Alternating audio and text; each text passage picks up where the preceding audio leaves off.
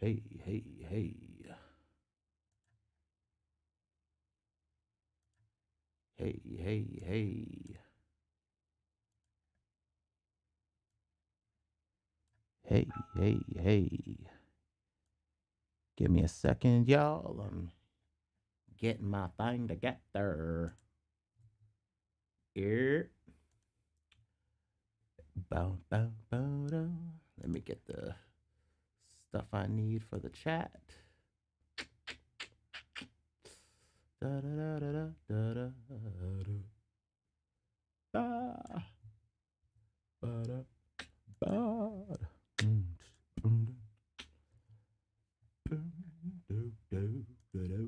What up? Give me a second. Just getting set up, y'all. Just getting set up. I meant to put this link in and all that stuff, but I was caught up. So I'm running a little behind, but I gotta get some stuff out of my head, man. Gotta get shit out of my head. Do do do do do do do do do do do do. I guess I'll put it down here. Shift enter. Put that right there. Hit that right now, right now, right now. Right there, right there, right there, right there, right there. So we don't talk to police. We don't make no peace bond. We don't trust in no judicial system. We shoot guns. We rely on the streets. We do battle in the hood. I was born with this GCode embedded in my blood.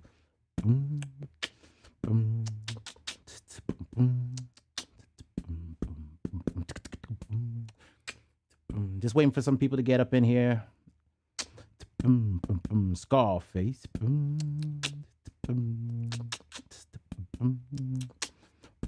One of the people that inspired me to even rhyme in the first place, man. Scarface. We don't talk to police. We don't make no peace bond. Big up, RTP. We don't trust in no judicial systems. We shoot guns. We rely on the streets. I do battle in the hood. I was born in this G-codes embedded in my blood. Love this track, man. Love this track. G-code. We're going to go through some things today, man. But I'm glad you could be here, RTP. For real, man. This is not going to be pretty, man. And I don't like being the bearer of bad news. But we've got some things to deal with, man. This market is going to give up its goods. You already know. You're next week, the 24th, in 2 more days. You got your cable. This, oh, you know, RTP, you know. And I figured it out. Even when I plugged it back up, the damn plug wasn't all the way in, man. So it wasn't even charging. So that's why it kept cutting off on me. But we good today. I tell you. I promise we good today. But damn, man. I have not been looking at the market. I wanted to call my cuz. What up, cuz? I called my cuz. I had to get some, I wanted to at least ask permission to talk about a few things about how I got even inspired to get into robotics. It was actually her, my cousin Claire. Very appreciative of her, of the growth that what she's had to go through. Her, my little cousin Ayana. What up, y'all? You know, so, but we're about to go through some things, y'all. Oh yeah, mind playing tricks on me. Hell yeah. I stand alone in my 4-cornered room staring at candles.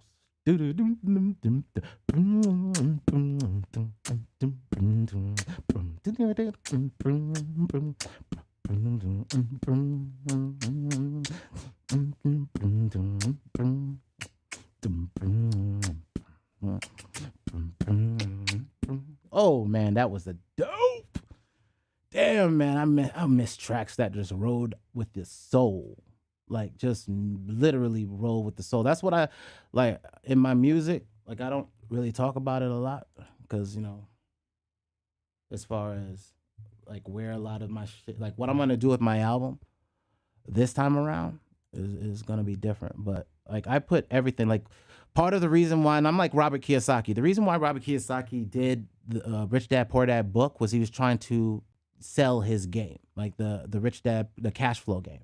And people couldn't understand investing and couldn't understand assets and liabilities. And what he did was he wrote the book so that you could understand it, so that you could actually then get into the game. Now, for me, I have no game. I'm not trying to sell nothing like that. And I'm not even trying to sell no instruction and shit. Y'all know I just give it to you. Just here. Because my plan is I want to build assets. I want to catalog assets. I want access to catalog those assets. So as I build a transparent business to catalog my assets, how I get my songs from here on out, how I license samples, like working with MG. I already told homie, I'm like, yo, I'm going to be paying for some samples and then just running them through things and then figure out how I can pay homie. And I'm kind of figured it out, right? Get CD baby, download my data. And then, hey, I made this much music sales and streams with this sample that I got from him. So now I can kick him out some residuals. Bow! Am I now a label? Yes, but no. I'm a distribution outlet that can now distribute based off of intellectual property, and I can give dividends to the people that have helped create the product. Like, damn, what a freaking concept. You see, because the music industry was a bank, and we didn't understand that. Giving out loans or advancements, right? You get your advance, that's a loan. Yeah, not much soul music because we sold our soul. We sold the intellectual property to chase revenue, greed. And what I respect about this song, GCode, he had a tape over his mouth. There's a silence we have to work in. And I've been working in silence I've been working, not really in silence, because I mean, hell, 2017 I was talking. I was out on these streets. Let me slide this over to the left. Actually, no, all I have to do is do this. Really? Really? Right? And then all I got to do is go to the channel. Boom. And then we go to all videos. And we scroll on down. And 2017 dipping. To see the system of Bitcoin. That Bitcoin had a system. Gunbot and the Bear. China. This is all 2017. The scam that crashed the network last season in 2017, that crashed the damn thing like a mug. The jump, the dip, I love it when I plan because I planned for the dip.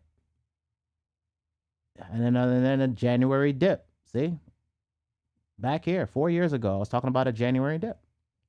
And then BitConnect, poof, gone. And then I talked about a need for decentralization, that we centralized, blah, blah, blah. Then the FEC FUD, something from the FCC came in, and then I everything gave up. It was done. The crypto season was over. And now we're getting to the point where I told y'all it's going to be hard for a lot of these people to talk about crypto when the market goes down. It's going to be hard. I know I had a hard time. Look, let me go back. See, 3 years ago, then all of a sudden, 8 months ago, I had nothing to say. That gap from 3 years to 8 months was huge. The transition, the humility I had to go through, the loss. Me and my girl were going through some things. Ultimatums, I was fighting for an idea. I kept believing in my soul that we were going to get to a point where the computer, it would never make sense to commute to a computer if my internet at home is better than my office space. And I believed in that. And I was like, yo, I'm going to bet the farm on it. Just like I bet on WordPress at 2.5.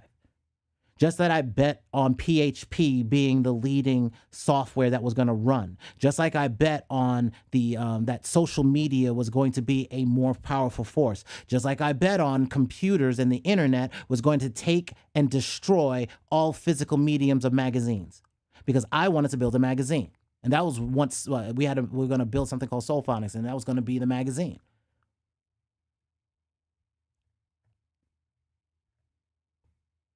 Thing is, man, it's humble pie because digital earnings at the time were pennies. pennies. You had to get millions of views to receive pennies. It was humbling, especially when your relationships they're not going to stand around and watch and think that you're just a broke that just wants to deal with a computer. And I'm like, all of my friends knew I was not leaving the computer. Like one of my business partners, Ty, what up, bro? Ty always was like, he told my current fiance, he told her, he was like, yo, and he told all the girls, like, yo, if you get this dude out the house, you are amazing. Because all he does is stay on a computer. Because I knew something was off. Like, I watched Best Buy get destroyed by, not Best Buy, I watched Circuit City get destroyed by Best Buy. Watched it, and I was like, oh, crap. Then I watched Netflix get destroy a Blockbuster. I was like, yo, this thing is changing. I watched AOL purchase Time Warner. That blew my mind. That was the first shot across the bow. And of course, y'all know the story. My staff sergeant told me to buy Microsoft back in 92. And I didn't. Because he knew something I didn't understand. There was a transition. He's like, I didn't understand that Excel, Office, all of that, Microsoft Word, all of that was going to be everywhere. That's what I didn't understand. I didn't understand the encroachment of software on personal lives. I thought only nerds would have computers. You know, because I was too busy chasing brizzles. No disrespect, ladies, but that's what I was 19. Being dumb, like running around, and I was in the military. I'm on my own. I'm 17. I was on my own at 17. So believe you me when I tell you that I was not remotely thinking about investing. I thought nerds are going to have computers. I was like, that's dumb. And then, but I was playing Doom. I was playing Doom at the office. We all were. Shit, it was my corporal that brought Doom into the office from the field. So one thing I know about the the military complex is that everything of military encroaches on civilian life. And they're not too untied to each other. Like I told y'all yesterday, the fact that what Walmart is the PX. It is what we had as our exchange to buy stuff, and it was called the exchange. We lived we lived buying from an exchange. Why? Because we had to exchange U.S. dollars for goods. Now, walking around in Japan, and that's when I even knew about anime. It was in the early 90s. I was in Japan, and like every base was like watching Dragon Ball Z. And then I come back to America, and like beepers, like in Japan, beepers were, you could fit in a wallet, in them bulky wallets. And then I come back to America, and beepers are the size of bricks. Well, mini bricks. Realizing America was kind of behind on tech. Maybe we're behind on a lot of things. Getting into these corporations. Look, I have no college degree, y'all. My hustle, I'm going to tell you how I got into a corporation. It's real simple. And all of y'all can do this. 1, find a training resource online. 2, start studying Indeed and finding out what pieces of software the corporations want from you. Then, make sure it's a field in which you can create a website and put said things on to said website to show examples of your said skills. Then, begin to do it for free for a few people that you can do it for. Ask people around, talk online, go Facebook. That's what it's there for. Hey, I'm doing da-da-da. Start getting some people to get reviews of your services and begin to market yourself. Like, we have to now contain our economies. We cannot rely on anybody bringing any type of cash flow to the situation. Y'all, the digital disruption is disrupting them. Like, the contagion can't be contained, y'all. Like, that's one thing I've learned about the efficiency of the machine. It's a beast for real. It doesn't care It's obstinate like that. See, technology is cold and calculating, and what it looks for is efficiency. Plain and simple. And programmers are by nature looking for an efficient way to get to a problem solution. And they develop the software to do it. So by nature, the software is a self-fulfilling prophecy of trying to find better efficiencies. Now, creativity is now meeting to the place where you can creatively create for a little of nothing. So we have a plethora or an abundance of content, a lot of which, is what it is. But what we're going to have to do is begin to figure out the differences in what's going to make your music or your content stand out more. Now, I told y'all I use myself as I eat my strategy is called eat your own dog food. All right? That's what it's called. I realized this by working at a venture capital firm right before I got laid off in 2016, eating another dose of humble pie because they no longer needed web developers. I got made redundant, laid off because what I'm telling y'all, I lived through. I lived through the transition where now they could go to a piece of application in the cloud and they don't need me anymore. It's just data bits flowing back and forth. And with low code, no code, now you really don't even need developers. The developers just are now developing their own removal of them being necessary to get applications out. Right? But what I'm looking at is creativity at the end of the day. RTP, you know more than anybody else. Creativity is the lifeblood of everything. When the plague was going, they were playing violins. Come on now.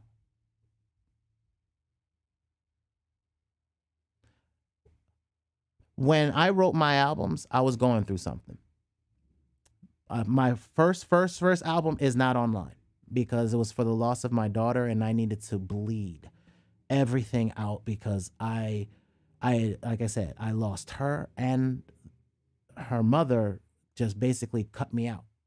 And I had to deal with this hollowness, and now I have no job, and this emasculinity that is ripped into your soul when you have nothing.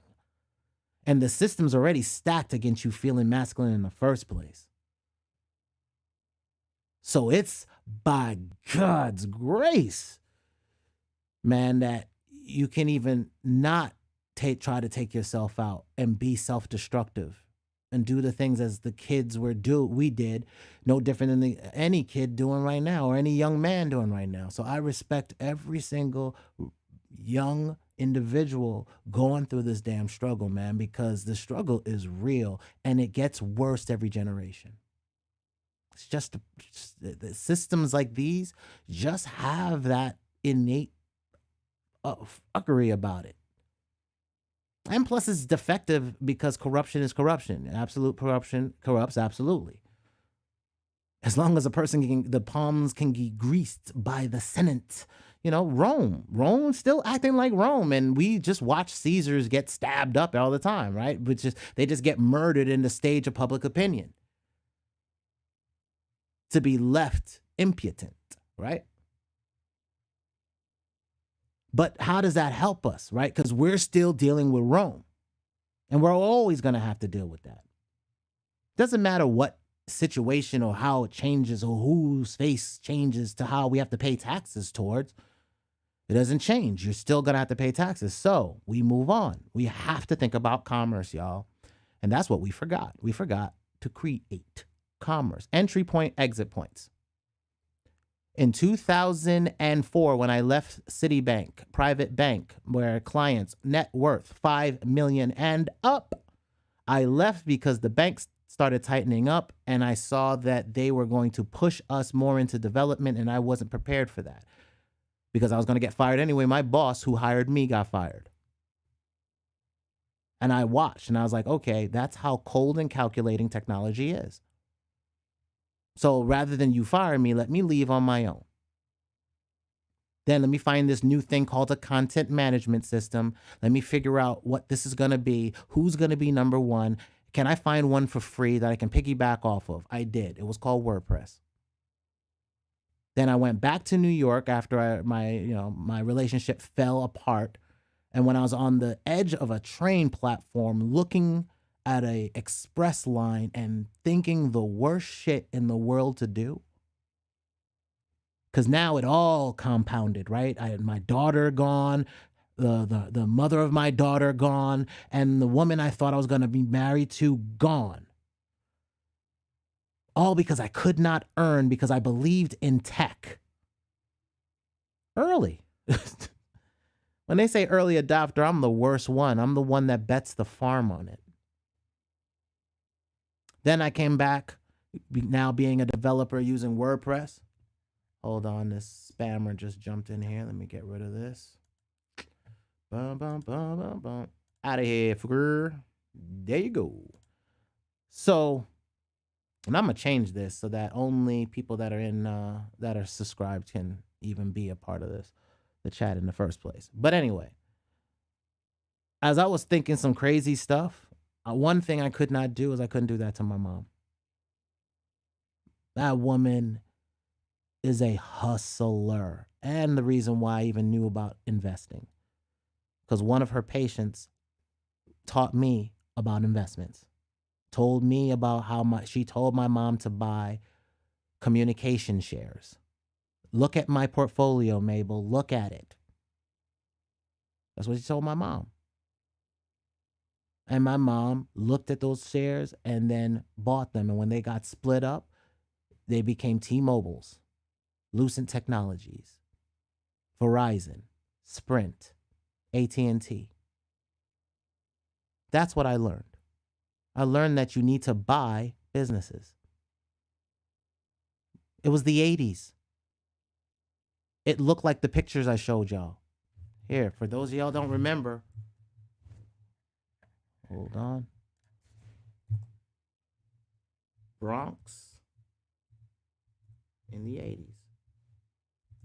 Broken glass everywhere. Don't push me. Look at that. Look at that.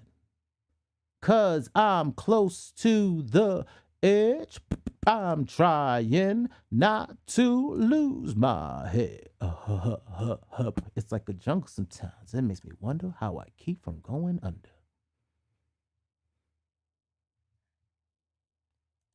You don't think they went through a financial crisis? You don't think they felt like taking themselves out? I appreciate it, RTP. I mean, I can't. Because I kept asking one question as a little kid. Why am I here right now? What am I here to see? Because all I kept reading in this weird book that my mom had at her bedside table was that in some damn days, some crazy crap was going to come. The world was going to look crazy. People were going to be able to talk across the entire damn world. Something was going to devour people.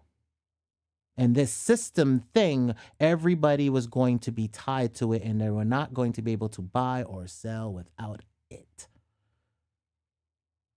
And then when that cold, hard truth hit me when I was programming and I saw I had to change a program file on the server of a Unix machine to 666, I know exactly what I was doing and what I was dealing with and what was getting ready to come, and understanding that technology was going to take over. It didn't matter. Now, I got taxes to pay. But I put out the warning that, y'all, there will not be a need for analog. So, the negative crap that we can deal with is what it is. But what I don't do is I don't stew on that crap. What I'm going to look at is I'm going to look at how we overcome our fear from this bullish. Commerce. What does it mean to be in commerce? What does it mean to be in a transitionary commerce state? Like, look, I already went through a digital state. I lost my bank account when I left Citibank because I could no longer pay my bills, and I was in Georgia, right? In a town, and I barely had a job, right? And then we were like scrambling to build a record company while we were there. And I was recording people, and they were paying me as much as they could pay me. And that's how I was making money. but we couldn't bring in enough traffic. $50 a recording session type beats. And then I went to, when you told me, okay, now I'm doing, let's say, and here's the quantitative of time and labor. I was recording people. Now, some of these people, some of my boys had never recorded in their life. So I'm teaching them how to do bars. I'm teaching them how to do songs. I'm teaching them how to memorize their verses before they get to the studio, not try to get there and do it. So that was now should be maybe a 3-hour tracking process, ends up being an 8-hour tracking process alone. This is all while this is all before 2007, right before the great collapse, the great financial collapse. Now, I had no idea that was coming. I'm just telling you what it felt like so that you can understand the feeling you may be feeling and see if you feel the same way. I could not keep up with how much I was making in a zone or time based off of what was going on. Going to the store, I did not have enough money coming in because even if I was doing this recording stuff, that I'm only if I'm recording, I was like, yo, it's $50 an hour. But I can't charge them the whole $50 an hour because they really don't have it, but we're doing a good song. So sometimes you got to give up on just trying to make money and make the good song. So you take other things, barter, to be able to get through. Now we're coming to a place where, y'all, that we're going to have to start thinking of what that looks like again, but not really for bartering, but to think that the capital is how you get currency to yourself. Like I said, when that transition happened, my bank account closed. I had no bank. I saw a thing called PayPal. I saw that they had on their business side a debit card. I went ahead and got a PayPal business debit card. Boom. Exit point. I now could do some labor online and have that cash flow exit to a debit card that allowed me to swipe. That's all that matters. Now we have to step our game up because that's not enough. That's how I survived in 2005, 2006. I used MySpace in designing MySpace layouts. Like MySpace, y'all don't understand, was an economy, y'all. Not only could you make money as an artist getting shows because a zip code. I'm going to tell you what broke MySpace. They took away the zip code. Privacy concerns. They ripped out a zip code. Now I couldn't even get a show. And the way I got my shows was I was able to use a robotic piece of software. It was called, I think, Friend Blaster. Right? I'm gonna take y'all back. Hold on. The hack I did with robots back in the day. Hold on. FRIENDBLASTER my SPACE. I found a robot called Friend Blaster Pro. And this robot you installed, and oh damn, do they have a big picture of it? Hold on. No, I don't think they do. Hold on. Hola, there we go. Open image in a new window. Boom. This. Let me see if I can zoom in a bit. All right, there it is. So this is called Friend Blaster Pro. Now, this is part of the idea I've been working on. Like I've been telling y'all, I do robots as far as the automation of robots, and if a program was already out there that allowed me to not have to write some system or pay a bunch of programmers, but I could get something, so I could gather IDs from MySpace and I could take a zip code and then lock in on a zip code.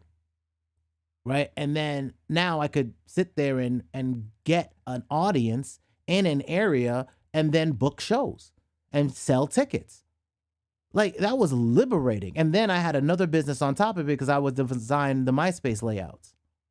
And I was making like $50 per MySpace layout. So now I wasn't even like, now I could do the recording and take my little bit of money that I was making there and spend time making good music with good people, right? Good dudes that were like, bringing in they were amazing talent. My homeboy, Mike, EJ, Dirty Fingernails. Like I met some really cool dudes that dropped some really dope lyrics. What's up, Rayhan? you know, but this became my business. And now I could record, spend hours with them in the evening, but spend my morning, sun up to sundown, hustling through MySpace, getting my music out. And that was my strategy. Distribution. Eyeballs right here. Ears right here. I didn't care about radio. My thing was I could book my own shows. I just need to make sure the zip codes were close to me. Now we don't have that. See, MySpace was destroyed by Facebook, and Facebook had already divided and conquered by making it open to only college campuses. So then they separated and divided everything. And now you wonder why it's all about groups. It's the same. The groups are just what they did. They classified, divided, sectioned, and now they're data pointing everything. And wondering, and everybody's upset. This from the guy that up front was laughing at people giving up their personal data. This is the guy that wins NSA awards for spy software. Yo, that's crazy. We don't talk to police. But we rely on the streets, though. Woo! I was born with the GCode embedded in my blood. Scarface. Keep talking that truth, brother. And Spotify basically eliminated SoundCloud for the most part. Rayhan, speak that truth to existence, sir. Yes, because Spotify gives you royalties.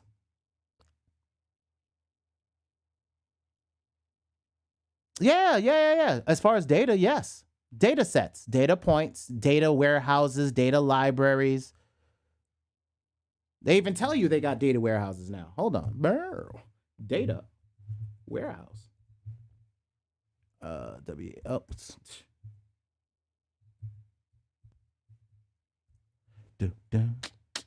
Amazon.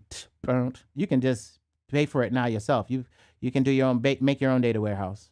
They pay now. They've outsourced you storing your own data. You get paid to create your own data warehouse, so they have access to the data that you're making money on.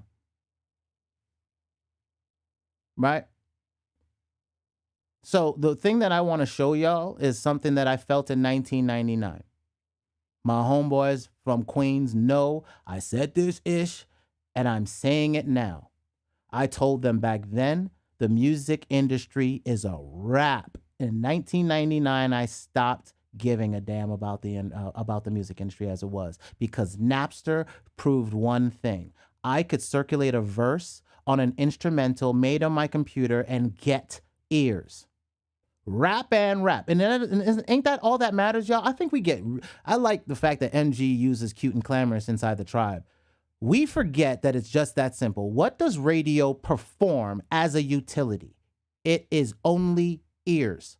Yes, we have to listen to a bunch of radio noise and a bunch of stupid crap repetitive that are paid and played, and they don't want to, it's paid, we don't have payola. Well, if you have a budget, that's still payola. If I'm paying for advertising, that's still payola. If I turn it into a commercial and then I have it on repeat, it's still payola. You were born 99? What's up? That's what's up. You were born right before digital destroyed analog. You were born at the birth of the destruction of analog.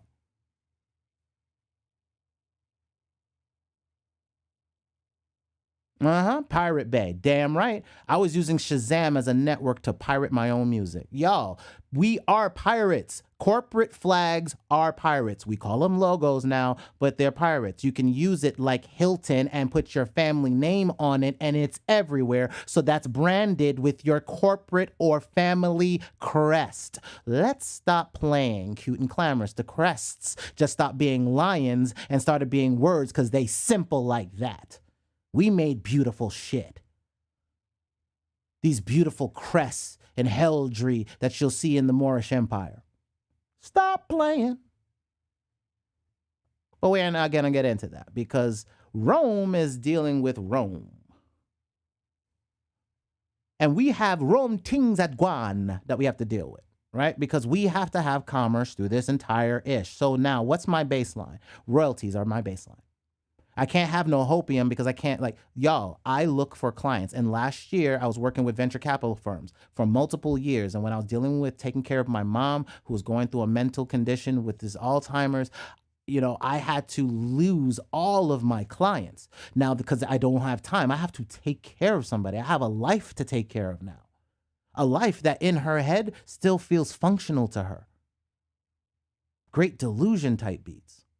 I will put onto you a grand delusion. That is the pure definition of dementia. Looking for a patient that didn't exist. So I can't work because she wants to work. But she puts chocolate bars in a frying pan now, thinking that's how it's supposed to be cooked. And I'm broken watching this. But at the same time, I no longer believe in the stock market because I'm like, yo, I'm shorting things and it's not going down. And I'm like, yo, this is just weird because all the numbers are showing. And I didn't understand, again, the Fed printing.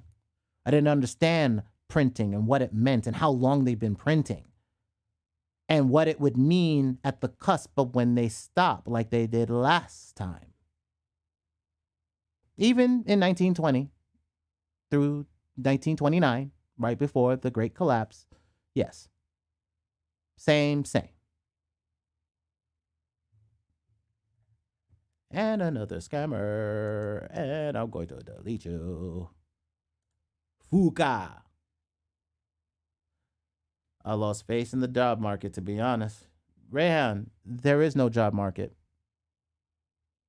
Bro, I watch the analog disappear in front of my own feet, man.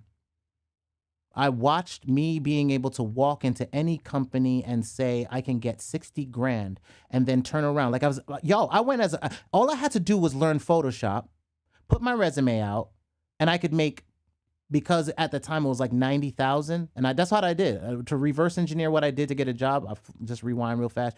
I looked for the salary of the price points I needed. And then I figured without an education, they're going to do a reduction on me. So give me a deduction. So if I say, okay, I'm going to look for a job that does about 90 to 100K if you have an education, then they're going to try to shortchange me for about 50 to 60K to get in the door. Maybe even 40K to get in the door. And I'll take it. And then I'll work my way in. I got in as a temp, and that's how you do it. You get in as a temp, you outwork and out-hustle everybody else, use automation. That's what I did. It was called macros. Began using macros to do parts of my job, and I just kept silent about it because that's what my boss told me to do. He was a bass player, had 6-string bass, and we used to go to Music Factory, and we'd spend hours at Music Factory and still get emails answered. Come on now.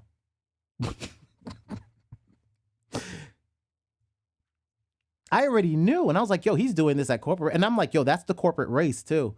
That's how I'm saying these corporations, they're too top heavy, y'all. And it has nothing to do with us believing in their investments. We have to believe that they don't know how to move money. They don't know how to, like, think about it this way. Most of these people are broke. If you play cash flow, the first thing they do is they give you a doctor, or you might get, like, if you play the cash flow game, like, you get the card sometime that you can be a doctor, and that doctor has like a crap load of debt.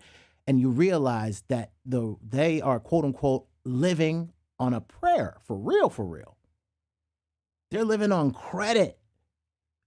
They don't really have any net worth, any real worth. They have no real tangible assets, something they can cash out or take loans on when they need it. But those assets should be generating income, like royalties, baseline. And I'm a musician. Oh shit, baseline.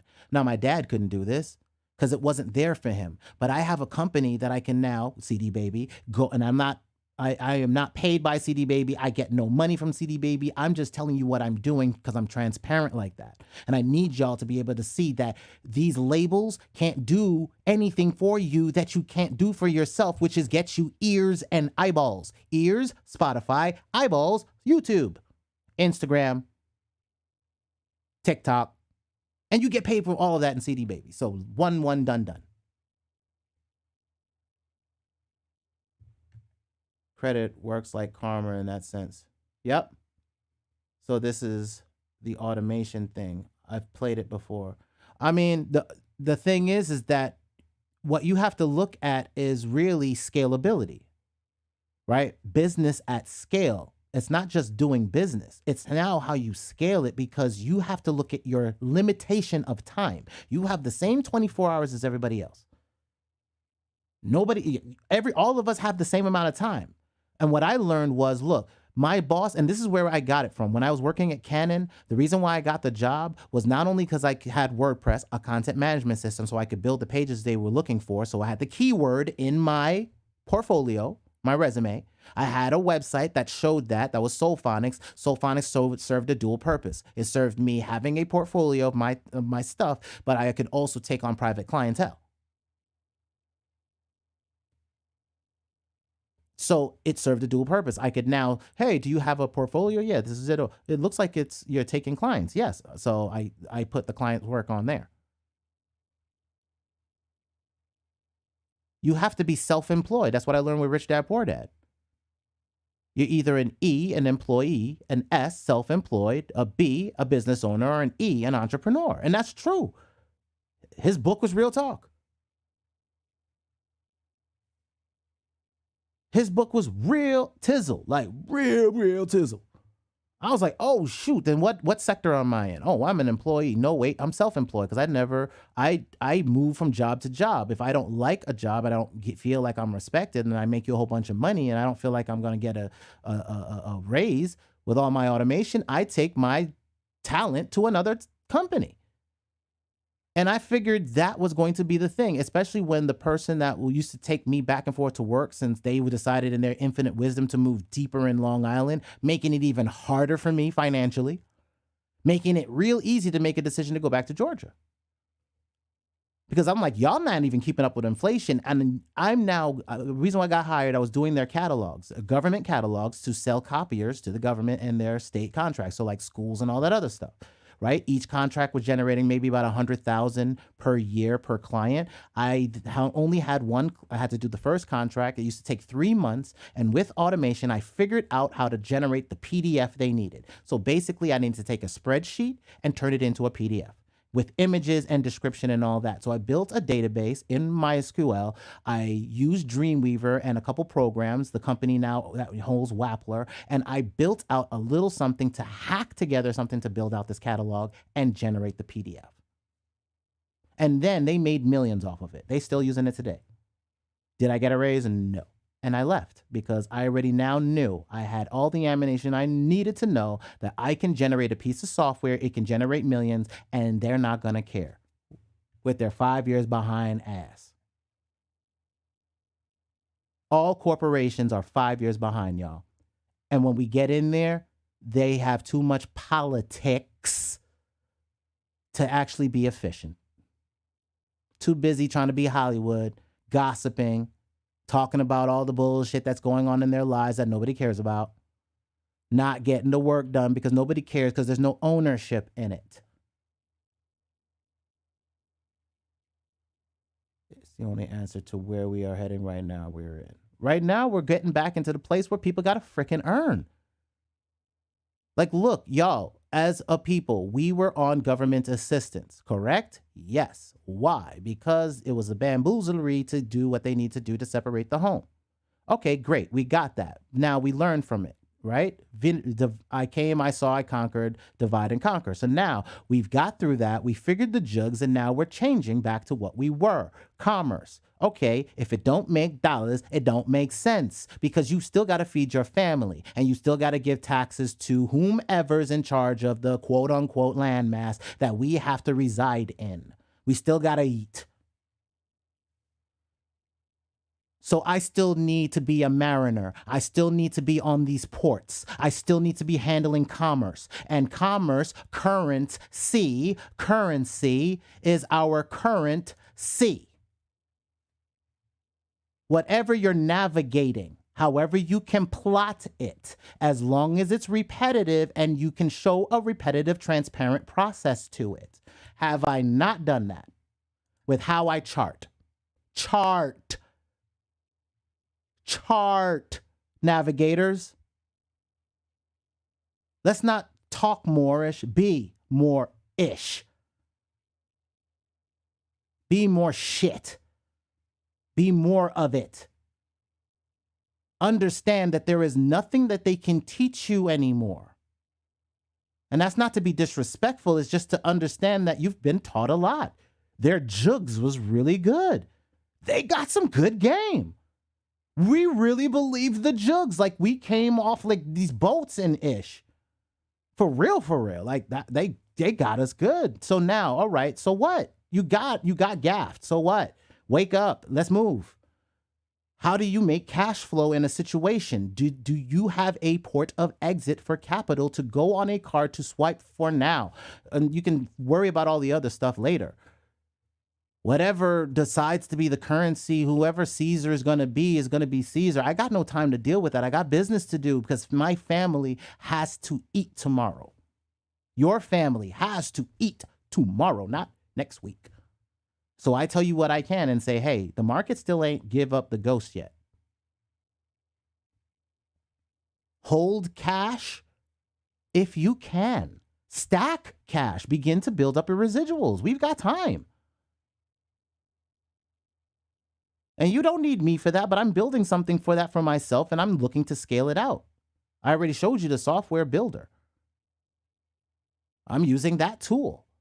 I don't know if that's going to be it. I'm also looking at Wappler. I've showed y'all the software. I'm showing you just like I was looking at 3 different content management systems when I picked WordPress. I was looking at PHP website, PHP nuke, and a thing that was creeping up called WordPress that barely had templates at 2. I think they just had a little bit of templating in 2.5.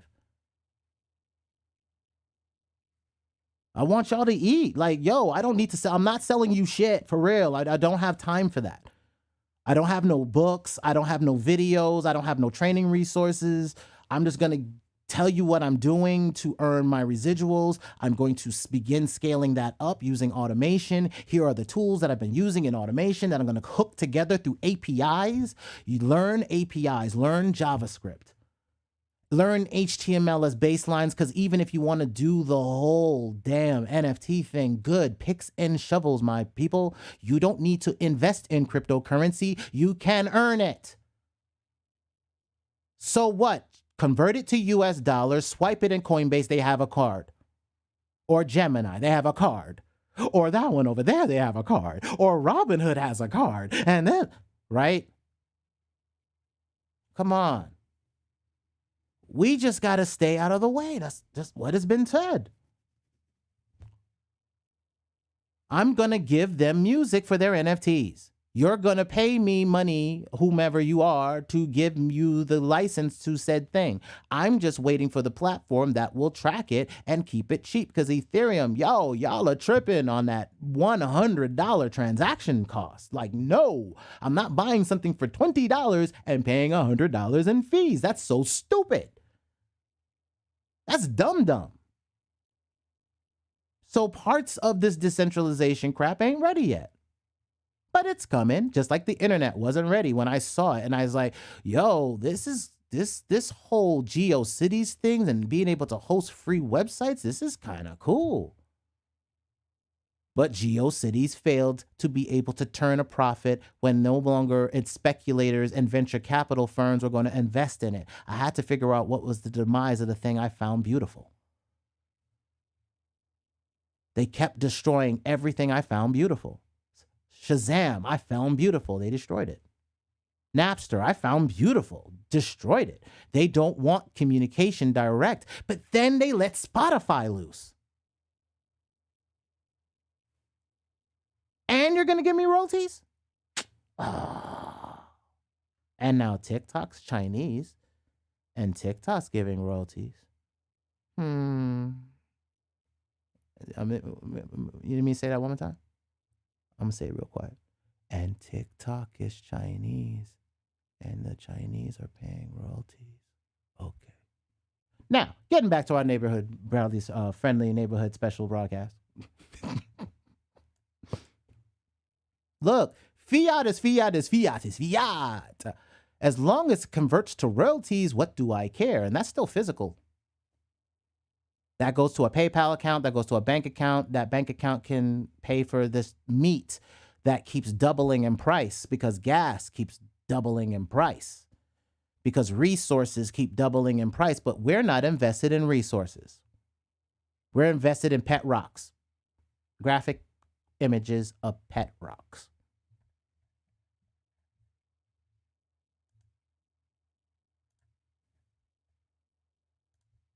Hold on, gotta block somebody. Okie dokie. So, look, I like blockchain. I like crypto. I like any asset class that holds some type of form or store of value. I just like it buy low and then sell high. Plain and simple. And then when I see the charts, and I learned how to do these charting, and then some of this I figured out on my own because it became innate to me. And I'll show y'all what I mean. I already made a video called Sentiment Charting. It's this. I make a monthly.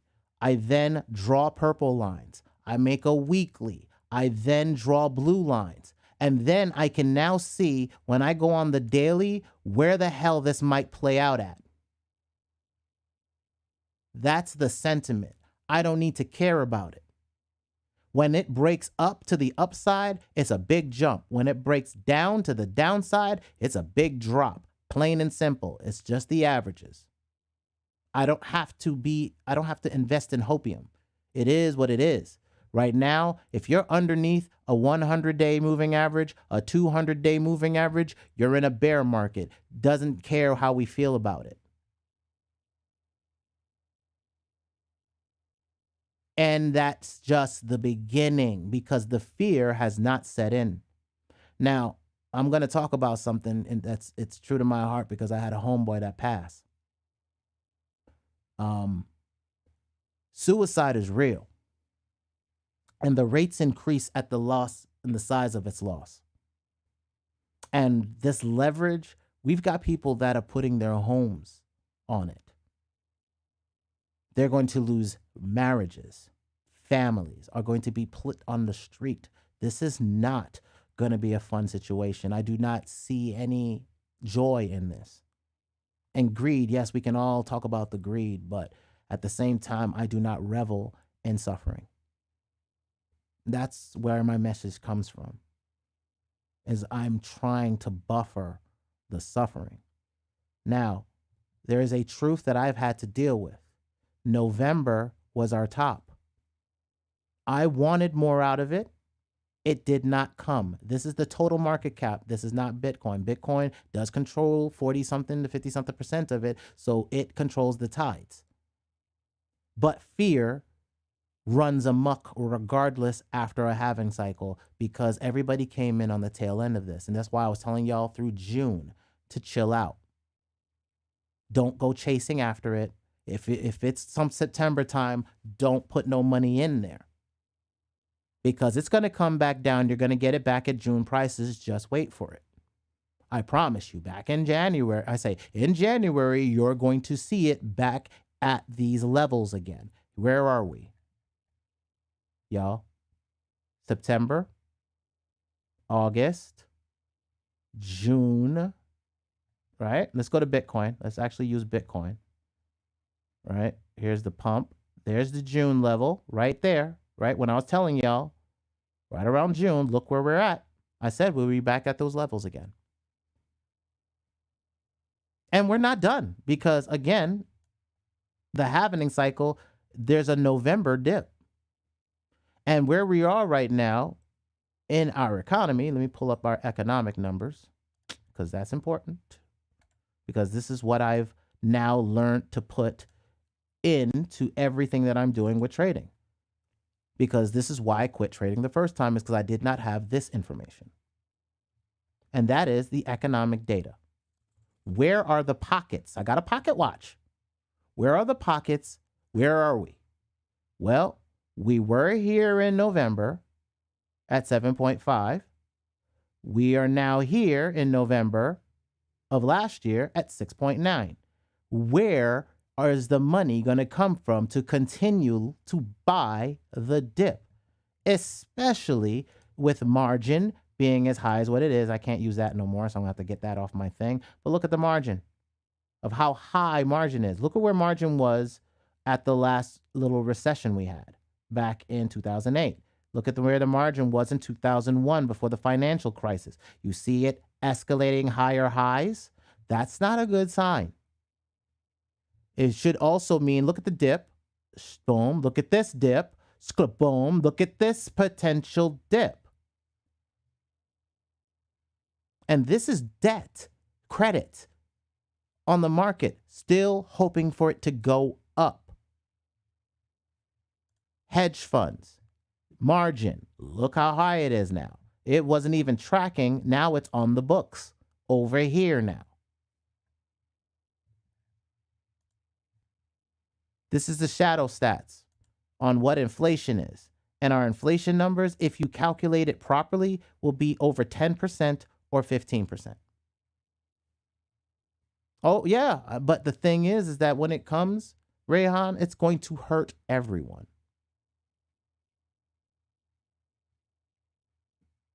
This is going to be painful because a lot of people are hopium up. Like the hopium drug is real. And the fall, pride comes before a fall, but this fall, man, is going to be painful. This is the total consumer credit owned and securitized. Look at it. Look how high this is. And look what happens after the recession. You see it starts curving down, but then they just kept printing money to keep moving the market up.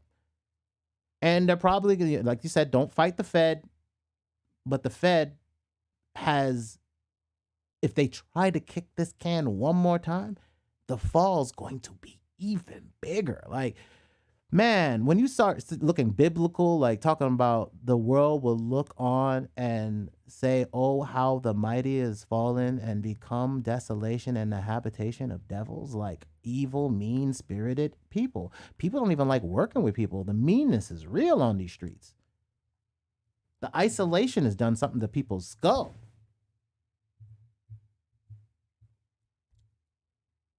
It's a Sabbath, so I got to put some of the soul in this, man.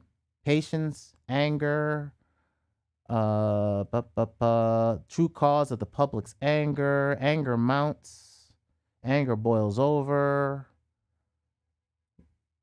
Anger. Then, of course, we have a word. I don't want to write that word because, you know, it's specific to a type of anger.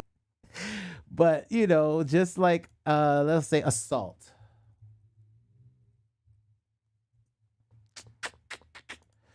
Let's see. Withdraw felony assault. Embezzlement. You know, what's really been bad is stock market suicide rate.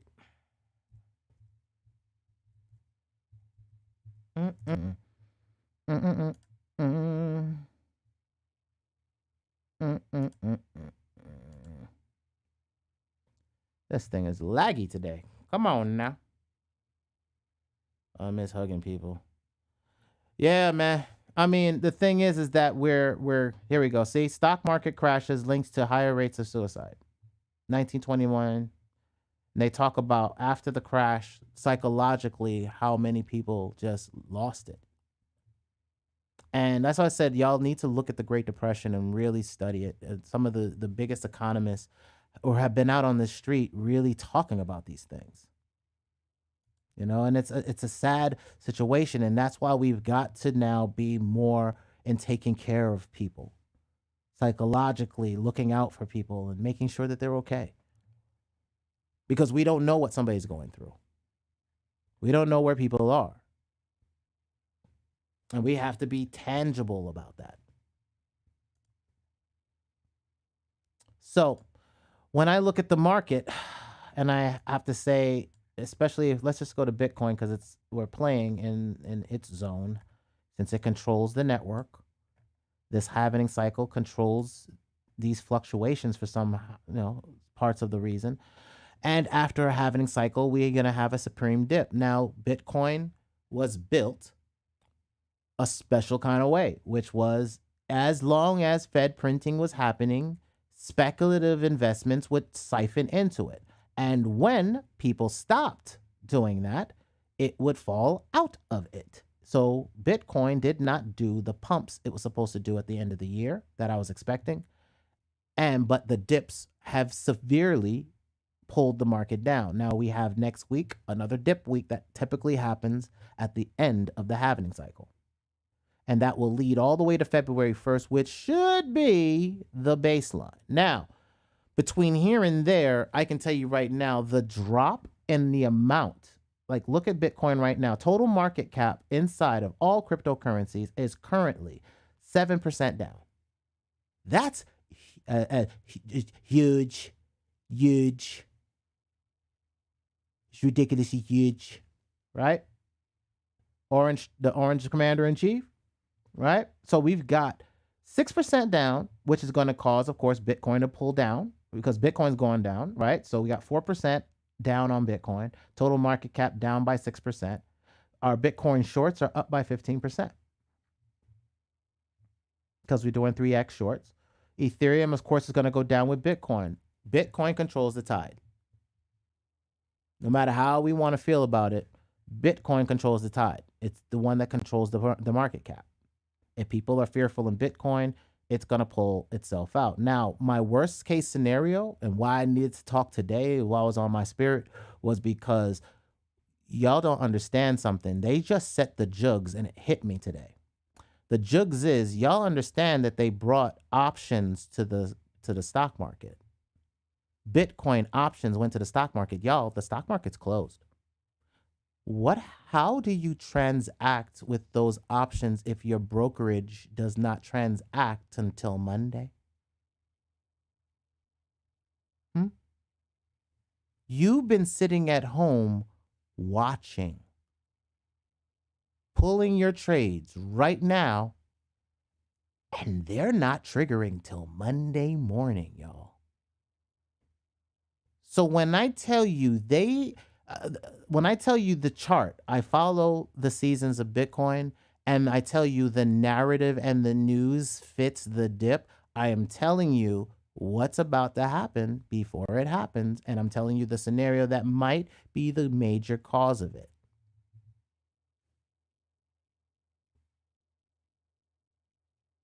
Government getting smaller ended the Great Depression, but it don't look like that's going to happen again. Damn, Rayhan. Speak that truth to existence, sir. For real, for real. Damn. Well, you know what? Technology loves efficiency.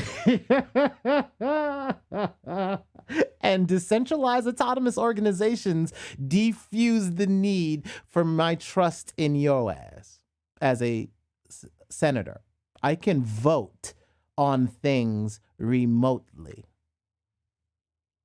Hedging with a transparent ledger. So, do I really need you, or do I need a system of systems that can execute transparent legislations that we all can agree upon?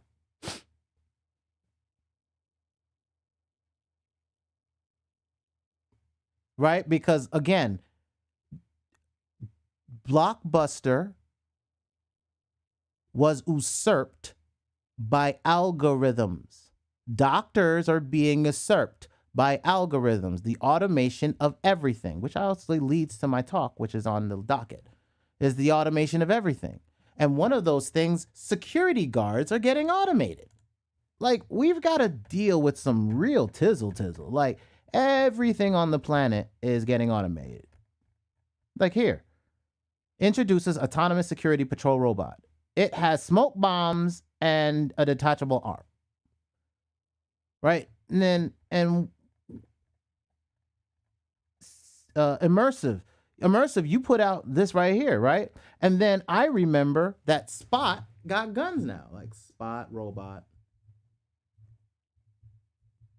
guns.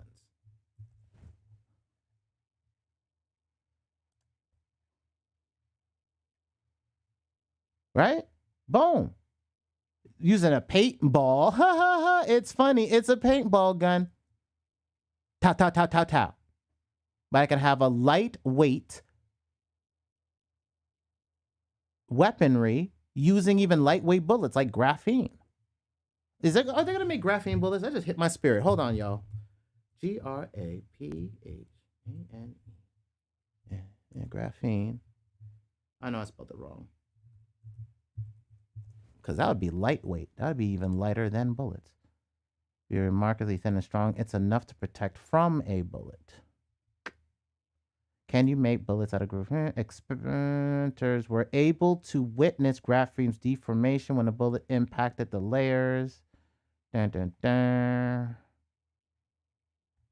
And they're using it for bulletproof to withstand a speeding bullet. Unless you make graphene bullets. But anyway. Yes, the government's getting smaller. Yeah, but the government's going to get smaller because this is now the government. Right?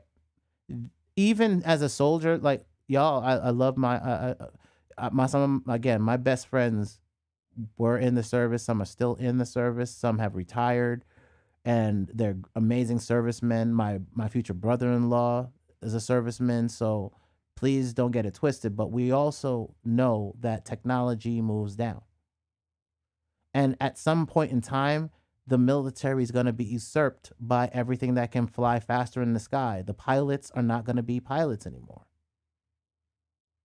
Right? Everything's being usurped by the technology, and it really doesn't matter what we feel about it.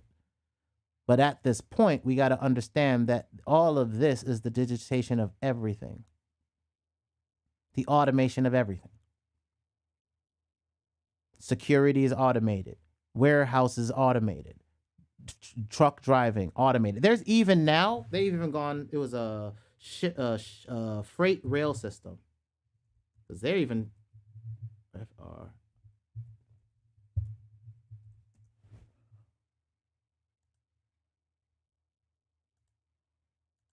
In the news, right?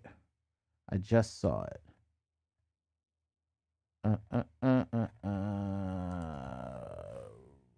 Robots.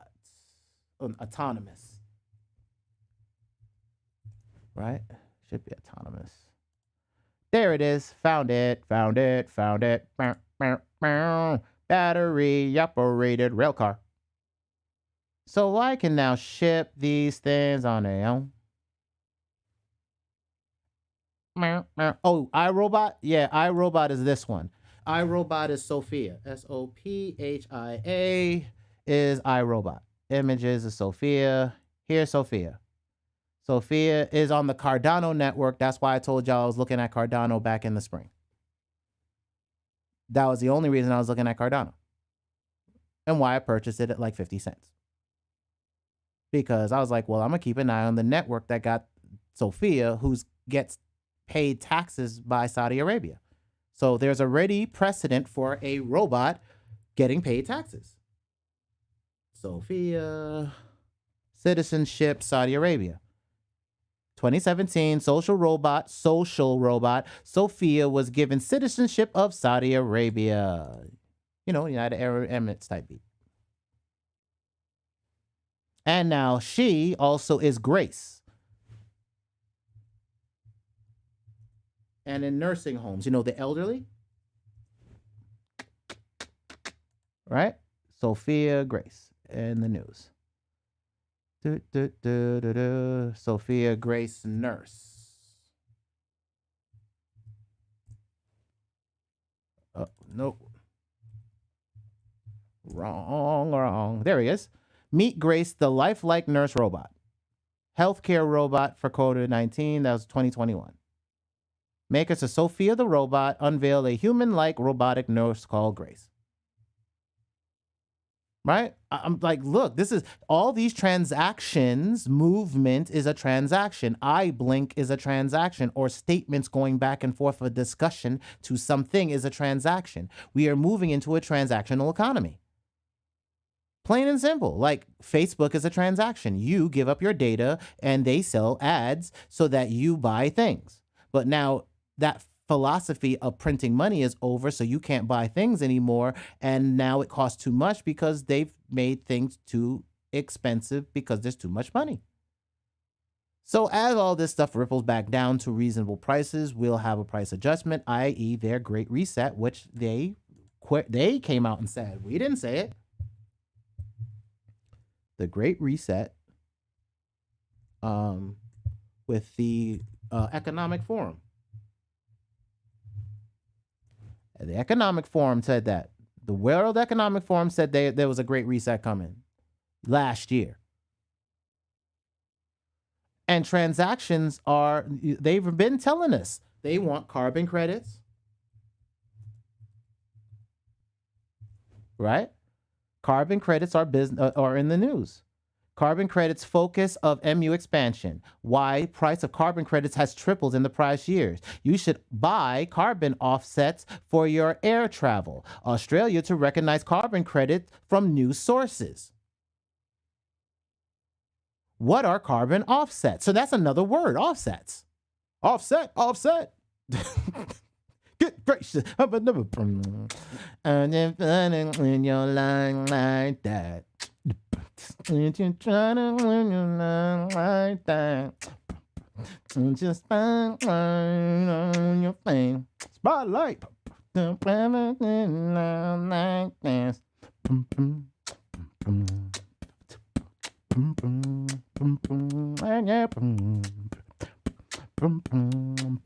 Offset. Yeah. Hey. Could you? Oh, good gracious. Right? Just saying. So they are going to do everything they can. It's all a technological thing, right? Because even if you look at, they're going to do solar. And that is, Palantir. That's that whole thing. Like, I'm starting to figure out their hustle. Solar, Pal, and T. Good gracious. So if I buy Palantir stock, I'm buying into credits.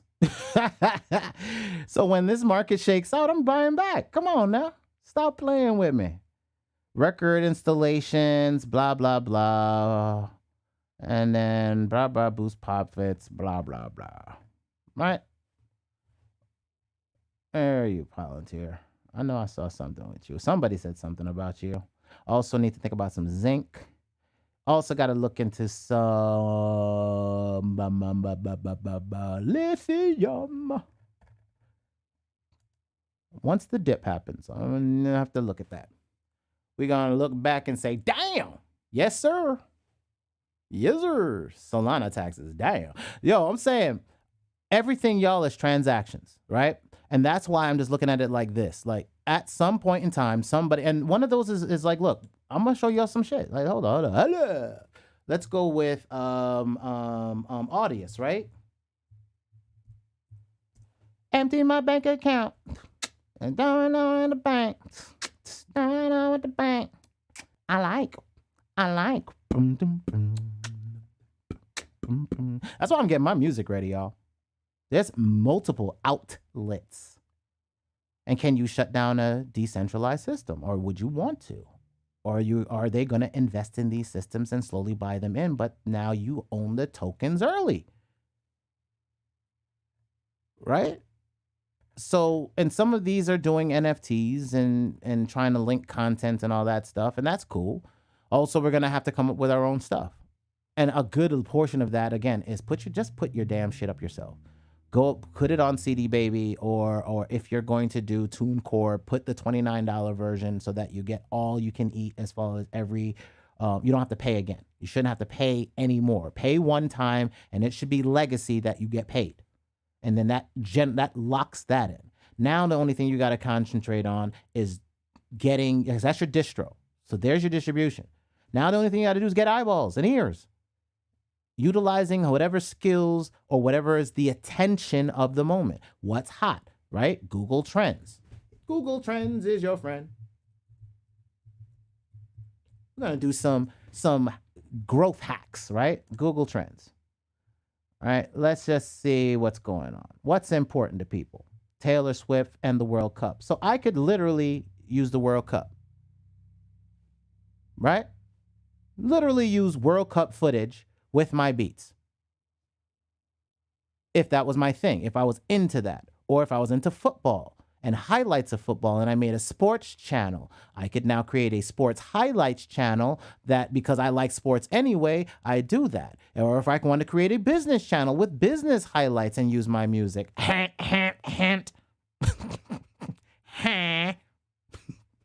Right? I'll give you the goods. It makes no difference. Look, there was The Source. There was Double XL. There's ABC. There's NBC. There's CBS. There's plenty room in this game, y'all, because they are antiquated and ain't moving. They're 5 years behind, y'all. The only thing you need to do is capitalize on your capital. Like, how do you earn more royalties? How do you get paid out? Enter strategy, exit strategy. Your enter strategy is time or money. Your exit strategy is how do you get the cash flow into Church's Chicken to eat dinner. That was what I wasn't doing when I was using MySpace. How do I eat Church's Chicken because it's around the corner? And I'm hungry. And we can't cook in this kitchen because it's towed the hell back and the oven's broken. Right? Real type things. When you're hungry, the struggle is real. We had pounds of rice. We had beans. I'm even looking at MREs. Just so you have it. Because things get tight. Beans, peas, rice, dried meats, like jerkies. Getting a machine where you can create your own jerky. There's plenty of videos. Get yourself a dehydrator or an air fryer that has a dehydration mechanism, which is really put it at 200 degrees and run energy for a bit of time. Basically. Like, I know how to eat in a depressionary in a manner. And we've been doing that. It's called fried chicken because it makes it last longer, right? Pizza, taking flour, cheese, sauce, rice and peas if you're in the Spanish and Caribbean, rice and peas, or rice if you're in my Asian persuasions. Little bit of meat, veggies. If veggies get tough, then you're going to deal with frozen. If not, you might deal with dried vegetables. Look at your Asian markets. In your neighborhood, you might have things like, I know in up north and down here, there's H-Marts. Even look at the Patel brothers, man. They have the Patel stores that are all over. Start hitting them. Ray has said, I don't care what nobody says. MREs are the shit. I'm telling you, man. Yo, I got through some hard times on some MREs out in the field. And there'll be some great meals that were in there. Especially you have the heat and you heated it up. And you had some extra, like we were like, we black. So we bring like, I had a separate bag that had like all my seasoning. So like I would be out in the field, still cooking up and still having like seasoned smelling food. And they were like bugging out because I bring like dried onions with me and dried bell peppers and all that stuff and just mix that stuff out. Again, I was learning how to rough it in the service, but have more than. And that's what we've got to get back to. We got to understand we've been eating wrong. We've been spending wrong. We've got to transition into a lightweight mentality at this point. Look, things are going to be scarce. That's all right. Buy in bulk, buy a big thing of rice. It will last you a long time. Get you some brown rice. Get you some dried brown rice and get a sack of it and hold down. Get you some chickpeas. Make falafel. Save the oil. Keep it simple. Like all of this stuff, like, especially like getting seaweed, sea moss. Just start, like, especially if you can make your own, even learning how to make sushi. Make your own gringo sushi, as they call it. Like I've made jerk chicken sushi. But what do I get? I made sticky brown rice. I have my seaweed, which is my greens, right? Then I've got jerk chicken that I put in the middle of that. So I got jerk chicken and rice sushi. Already a vegetarian by nature. There you go. And plus, you know, the meats got all this stuff that's got my wrist swollen, man. When I cut out meats, all of a sudden, like cut out certain types of, or at least reduce, like if I can get farm grade meat that, like I know the people are reducing the amount of stuff. They don't put a bunch of crap in, like it's really natural. I don't ache as much. But you know, this other stuff be making you ache, man. So you just got to take it in stride. But again, getting back to what we're talking about, I don't want to get too health driven. Football or anime or movie or something that's gathering attention, right? Use that, clip those things together. Aggregation, right? The aggregator is the new playlist manager, or the playlist manager is the new DJ. So aggregation, that's all Facebook is a data aggregator of a bunch of, I want you to see my life is important. And I want to be nosy and be a part of your life. I just gave up really, like my girl watches TV. I don't really watch TV. I mean, I watch anime just because it's like, it's heartfelt and there's blood that goes into it because it's a crucible to be in the anime industry and the manga industry. Like those people break down, man. So I look at those things because even like the American cartoons are just like all about trying to scheme somebody or scam somebody. They even took like my favorite cartoons in the world and made them like punks. And that's sad. Like they took like Thundercats and now he's like a scam artist. Like, damn, man, I can't even, like Chitara was fine. But nothing's the same. What you got to do is you got to work through everything. And the thing is, it's distribution, right? We've just got to get ears and eyes. You've got them. YouTube, Instagram, Facebook, Twitter. Now they even want robots on Twitter. So now you can integrate things like this robot I've been showing you, N8N,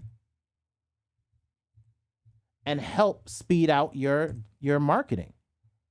Right? So that you don't have to do everything yourself, but you can do it one time and get it out. Like you can build your own thing. I'm building my own thing that's going to have more people that works with it. But like if you look at apps and nodes underneath N8N, and this is what I feel like is the WordPress of automation. This is one of the ones I've chosen. And here you go. All active campaign. You can Airtable. That's a database. You can Amazon Web Services, so you can work with Amazon directly and do things and write automation stuff back there. Graphics with Banner Bear, Bitbucket. You can store things in service like Box. Discord. I haven't used that one yet, but I'm gonna be using that for some stuff. Where we got? What we got? Got content management system on Node.js.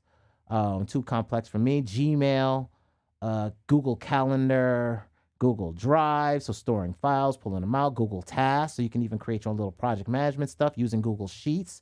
So now you can store data, do it. See, you can use this as a database, use this as like a project manager. You can create documents based off of stuff that you're grabbing from other places, all these APIs, and pull everything together and come up with something that makes your business better.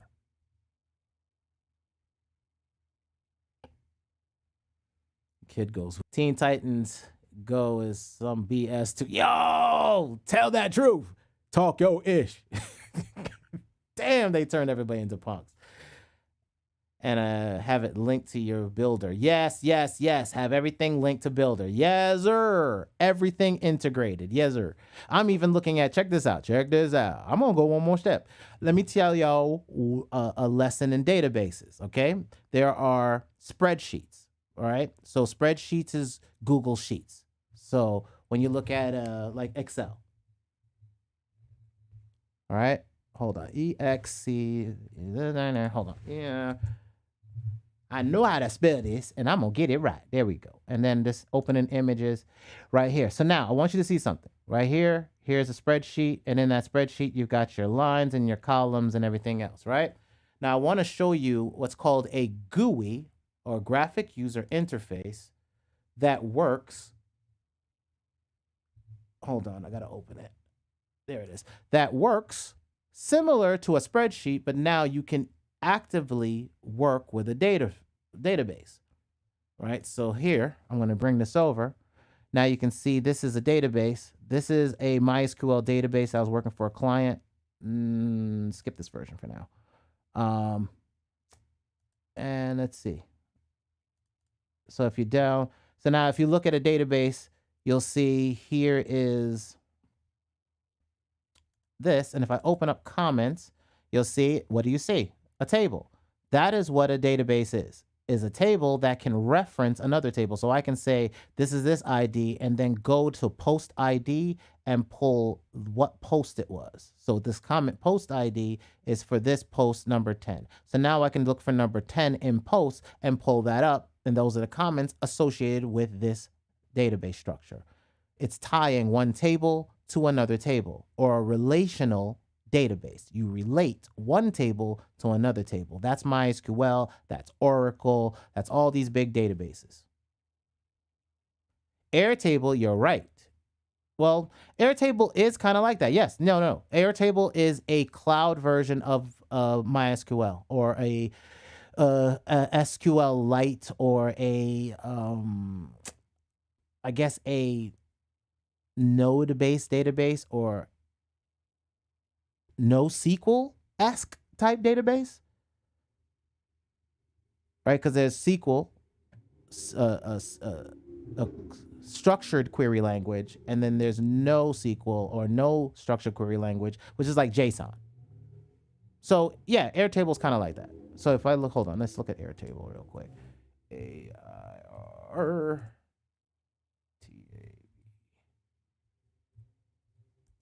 No. Images. Okay, Airtable is like that, but Airtable's also like Monday.com. So Airtable is a database application. So it's a database and logically an application at the same time, because you can create robots or scripts on the database itself. So think of it as a programmable or automatable database.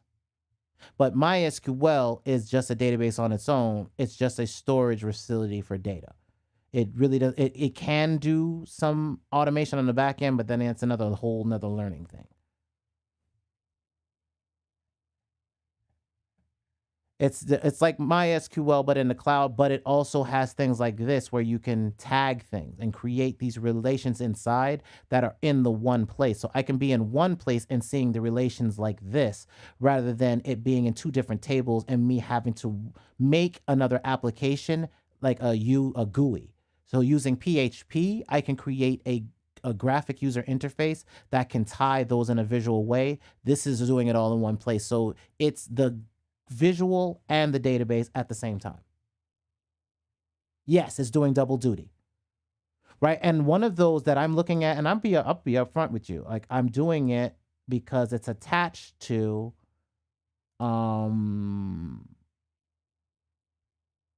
Builder, and which one was it? Oh, I think it's also here too. Yeah, no, that's not it. Give me a second. It is, go to Builder. Hold on, let me go to my Discord. Oh, here she goes. She chew you up. Builder. Yeah.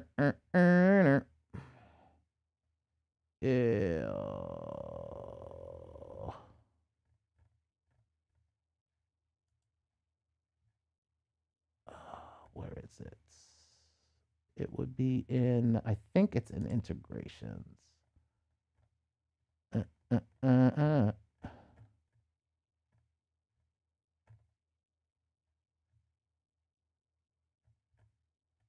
Give me 1 second, y'all, because I've been looking at this thing.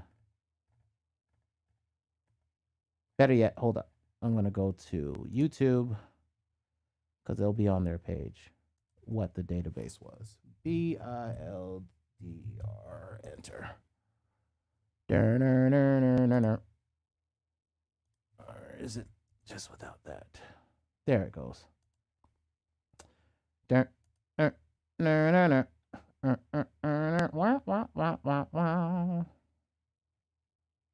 What is the name of that database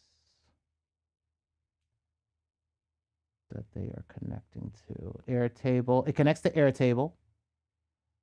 Uh, uh, uh, uh, uh, uh, uh. Where are you?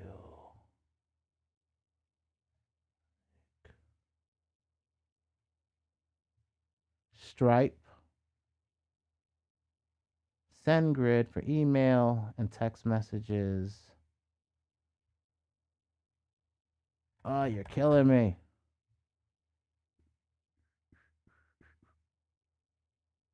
I could have sworn it was right here. And that's why I even jumped over here. Zano. There it is. Zano. That's it. Z-A-N-O. This is it. Zano is another database that works with it. You can create tables and create records. But what's really kind of dope as well is it has an automation system on its back end. So it can create an API. So I can use this as an API and interact with it like an API from my system. So send data back and forth. Use this as a storage, but it can also do things do processing on the back end in a no code way. So it's a no code automatable back end database. So I'm looking at this serious. But of course, I got to also take these things into consideration. So I cannot store media here. So I'm still looking at where am I going to store like MP4s, video files that I need to share on multiple locations. Where am I going to store MP3s? Where am I going to store WAV files? Where am I going to store zips? Right? So all of that, I don't know if I want to store it on Amazon with all of the crashes that they had. I really want it to be I want it to be decentralized, but decentralized storage kind of ain't ready yet. Right? Yes, we have the interplanetary storage file system, whatever, and all that other stuff, but I don't get that crap yet. So I'm still looking for storage cheap. So I'm going to look at what is connecting to this via integrations, and that will speed up my choice because then it's just APIs. And I can have this running in a background on a desktop. I can have this running in the cloud to be able to do things with like Facebook and all that other stuff, and Twitter, like gather data. And then, of course, it does work with things like Monday.com. So even if you want to use Monday and automate that, you can. MongoDB, I want to actually think about using that for a data storage repository. But again, since I'm using Zano, I might not do that, but we'll see. Now, what is this all leading towards? It's leading towards an understanding of how I want to group users. Facebook is about grouping. What people don't understand, Facebook is a graph engine. What makes Amazon so successful is they don't store their data in a relational database. They store it in a NoSQL way.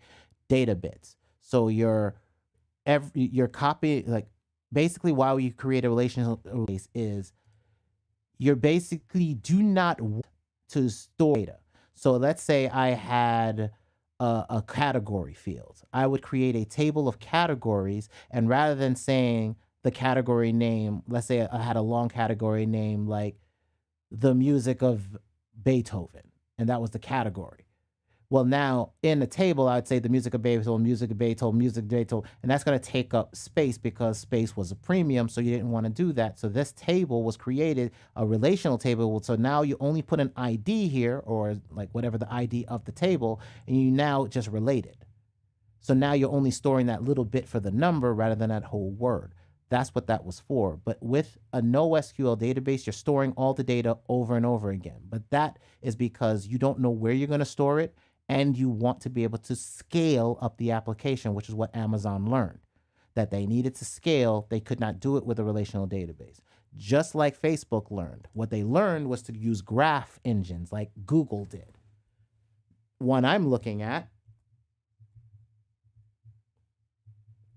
is Neo4j.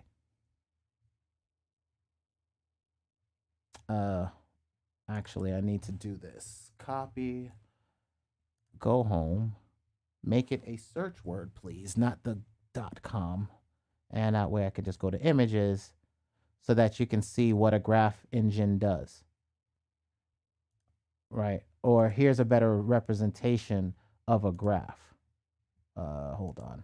Let me open. Hold on, not that.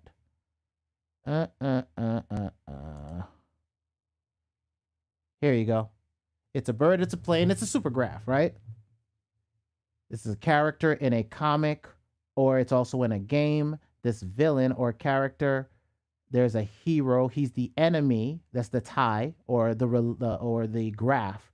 This is what Facebook does. So what you like, what you've read, has read this, is friends of this person, has visited this page, right? Followed this page.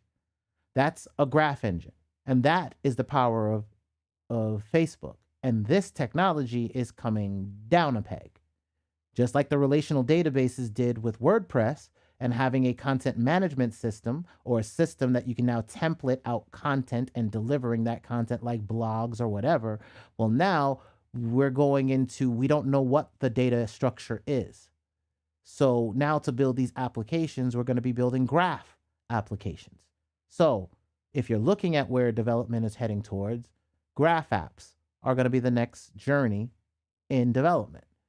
And that is what I'm building at ToxicHustle, is going to be a pseudo graph engine. What I'm going to do is use Neo4j in a cloud instance, or on my own, like in a networked environment, i.e. Raspberry Pi, have it collect data, do processing on that data, spit out the JSON on an automated way, upload it to the server, and now those ties, that graph that binds, are now inside this application that I build on Builder.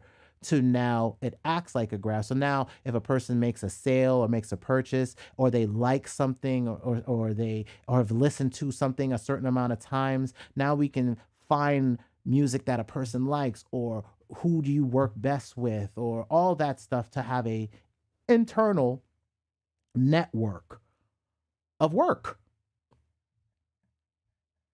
It's all a brain of relations to track my fans. You could do that. I mean, I'm using it for Twitter.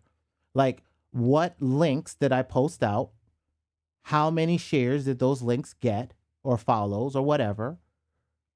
Which content or keywords are attached to that, or hashtags are attached to those things? And then by essence, which hashtags, by how many plays they've had, are the most successful hashtags I should be using in my content? Or if you want to do NFTs, let's reverse that, reverse engineer it. Which NFTs, which developers are on GitHub doing the most and uploading the most code to servers, or have how much submissions going in? How much are their social media numbers expanding for their Discord and their Twitter? How much, what are their keywords?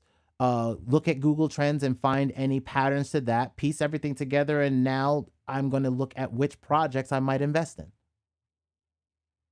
based off of attention and revenue generations. How many transactions are on there? How much market cap is in there? How much transactions on OpenSea are handled per month, per blah, blah, blah, blah, blah, right? It's all about transactions. Who has them and who don't? How cheap is it to be able to get content out? Because if I want to put something out and somebody buy it for $5, I want them to buy the NFT at $5. Maybe it appreciates to $25, but that should be the freaking max. But in this environment with free printed money, that can't be, because money must find interest. And at 0% interest rates in our bank accounts, that can't happen. So when they lower interest rates, they are introducing you to needing to chase interest someplace. And that's going to be the market. So when they lower interest, they want you in the market. And when they raise interest, they are taking the market down and want you back into stable bonds. It's a game.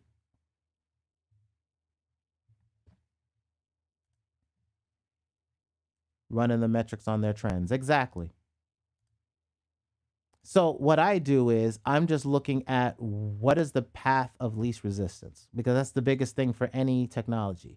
Right now, Bitcoin has way too many obstacles and fluctuates way too much for an average person to deal with that. But at this point in time, that doesn't matter. What matters is, how do you begin to earn from your intellectual property in a way that doesn't compromise your intellectual property? These people are selling. This one kid sells selfies of himself and made millions. NFT selfie. NFT. Just saw this kid. And this is the craziness. This is when you know you're in hypnitis. This is proof of hypnitis, straight up, that he sold pictures of himself. Hold on one second, because I didn't hear my getting ready to put it.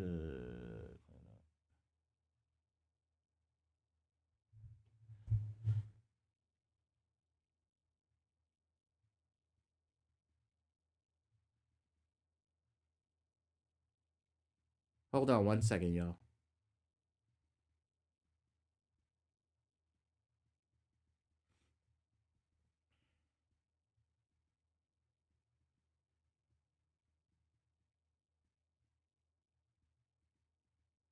One second. All right.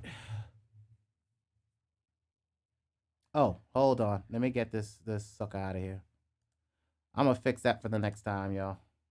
I'm gonna make sure that nobody but followers can actually chat. All right, so here, this kid put up his selfies. He turned them into NFTs as a joke, and he became a millionaire. Now, again, this again proves the tulip theory, that we're in tulip mode, tulip mania all over. And it's not one thing. It isn't Bitcoin. It's not Ethereum. It's not AMC, right? It's not GameStop. It's all of it. Every single one of it.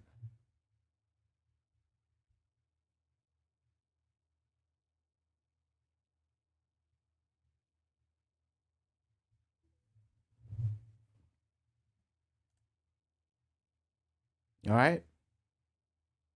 All of it. All of this is mania. And what we have to understand is, after the mania, after the hypnitis gets crushed and the hopium burns the hell out, the fall from grace is hard. Because what people are going to have to look at, and I had to do it myself at 2017 to 2018, when Bitcoin fell from 16,000 and I was holding on. I was getting paid in Bitcoin. I was getting paid in BitConnect, and all of it crashed and I lost everything. And I just sat there and I was like, well, damn, I got to get a job. That's why the video stopped. Because I had to go get work. I had to become a developer again in an industry that I knew they didn't want me in the first place.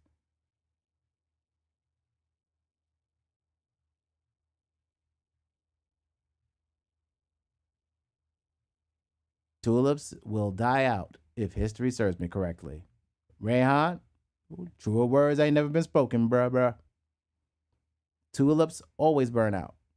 But again, believing in a dollar is hypnitis as well. Y'all, it's not tied to anything tangible. It's not tied to gold. It's not tied to platinum. It's not tied to palladium. It's not tied to silver. It's not tied to copper. It's not tied to grain, sand, slate, anything. It's tied to work energy. And if I'm not mistaken, we're having a shortage of work energy. So the basic foundation of the dollar is currently a Ponzi scheme, because nobody can buy into it anymore. The dollars aren't worth because I can't buy the stake at the price I had it at the same price. Is I lost 17% of my buying power because it's a Ponzi.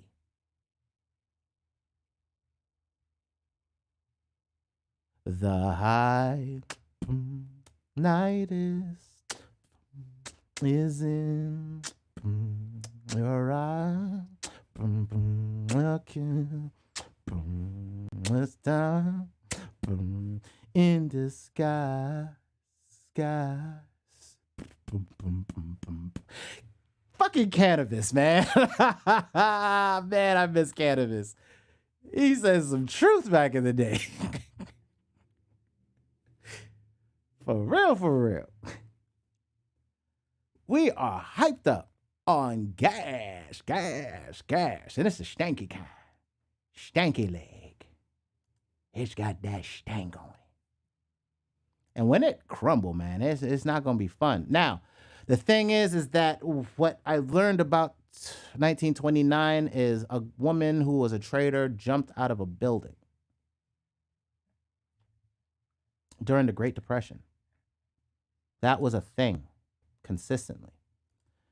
And we've seen that happen, and I'm not going to pull up the article because I'm going to respect the family of the young man that lost his life to options trading last year. Y'all remember the news? Or is it the year before last? Where he believed he had lost all this money, but the market turned.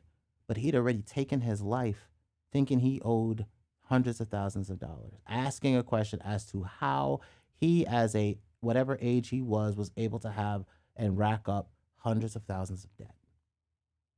How was that allowed to happen? That was with the market up. We haven't even heard the stories yet. We're going to look back and we're going to see the destruction that came to easy access to company finances without an understanding of the value of a company is in its earnings and its potential to meet said earnings. And if it has more money than it can make earnings with, it will miss said earnings, causing said stock to be fearful, causing said fearful stock to fall and plummet. We have good companies that have good fundamentals torn the hell down because there's hypium everywhere. It's not going to be a weed crumble either. No. You're right, Rayhan.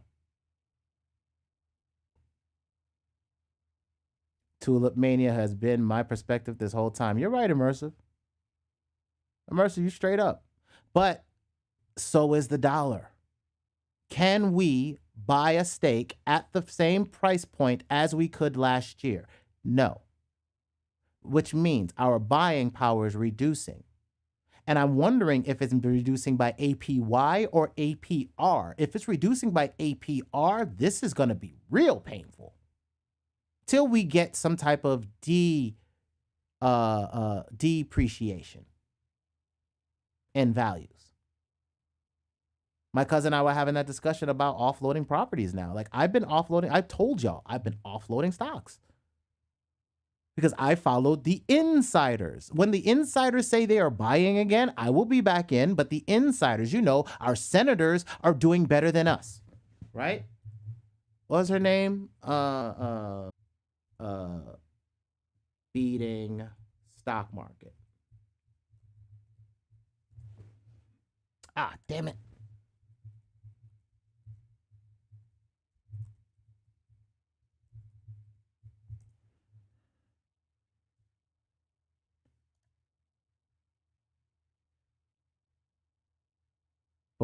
Pelosi. Her husband is in the market and he's outpacing he's beating the market. Right? So like they're insiders. Insiders are consistently and continually selling. That's been the thing and the theme I've been talking about over and over. Where is this? Give me a second. Let me pull this up. Open this. Hey. Hey. This thing don't want to open right now. It is being a bum. All right, so I can't open it right now. So I'm going to have to use Discord. Hold on. Because I think I have it in Discord. If I'm not mistaken. Yeah. Here we go. As of, this was yesterday, right? 12. Boom. Insiders, 26 million worth of shares hours ago. Price down 8%. That insiders might find some solace having sold 3.7 million worth of shares earlier this year. Nikola trading down after insider selling. So that's that Nikola truck that it's getting sandblasted, right?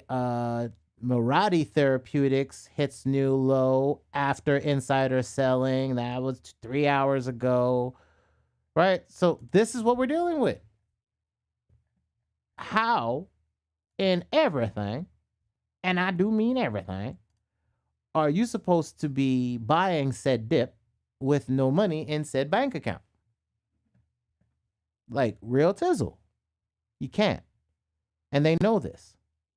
And we still have some dip points coming here right now. And again, I say Monday. I worry about Monday because those options on the stock market, I don't believe they have access to them until Monday. So they've been hoping, their hype-nitis was to get, oh, we've got Bitcoin trading on the market. Yay! Okay. But, you know, you're now dictated to the market, right? You could have gone to a Coinbase. You could have gone to KuCoin. You could have gone to Gemini. You could have gone to FTX and had 24/7 trading. But you chose to be at a ETF that is now locked to Monday through Friday, 9 or whatever time in the morning that they open the bell, 7 or whatever, 8, 9, whatever, till 4. That's it. You're locked to it. So, as I told y'all, this dip this week was going to be bad. Next week dip is not going to be better. We can look in the future right now. Look, boom. I come here, I go to 2 hour, I look at my 2 hour. I'm not above the 25-day moving average. We have no upside. We're not bouncing anywhere. We're going to continue to fall. We go to the 4 hour where robots play. We're broken down. We're just continue breaking down and we're going through these purples. It don't matter how we feel about these things. The bots trade how the bots gonna trade. And like I told y'all before, if we go down to the 2 hour into the high frequency zone, right? A little bit of a high frequency zone. Look, when these lines break, they break. You break the 25, the 50, you fall down. You break the 100, you fall down. You break the 200, you fall down. That's a red line right there. You break the 200, you fall down. It tried to get up. It got to the 25. It couldn't hold it. It broke down.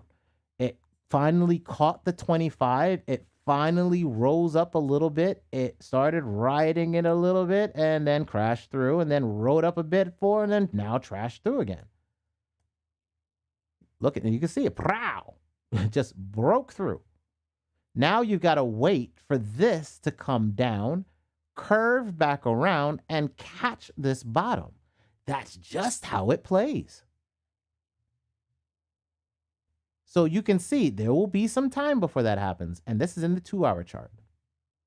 And if it ain't caught it in the 30-second chart, let me look. Oh, let's see. Has it even caught it remotely? What's you doing? Like, we're going to go all the way to 30 seconds so that you can see it in real tizzle. Boom. Let's zoom into it. This is on the 30-second chart. So we're like in the moment. Boom. We broke through. Because in 30 seconds, it works all the way. It works, y'all. It works here. You broke through this, bow. Broke through that, bow. Broke through that, bow. Broke through that, bow. Came up, bumped your head on it, boom, broke back down, boom, bumping your head on it right now. Now it's trying to come down to catch this, to ride it back up, to pull it back up. That's just how it works. I sat here and at the 5-second mark, just watched it for a while. Just to understand how these lines play and how long it takes for that to happen. That's how I know how this green line needs to come down and come underneath where this is before it can happen. So now you can see that it's there. Let's go all the way to the day. Let's zoom out so we can actually see these lines. And I want you to see how far we are now from that green. You see, you would have to come down, kind of get down here maybe. So we're looking at 29. Look at where my arrow's already playing. 30% down from where I called it from up here.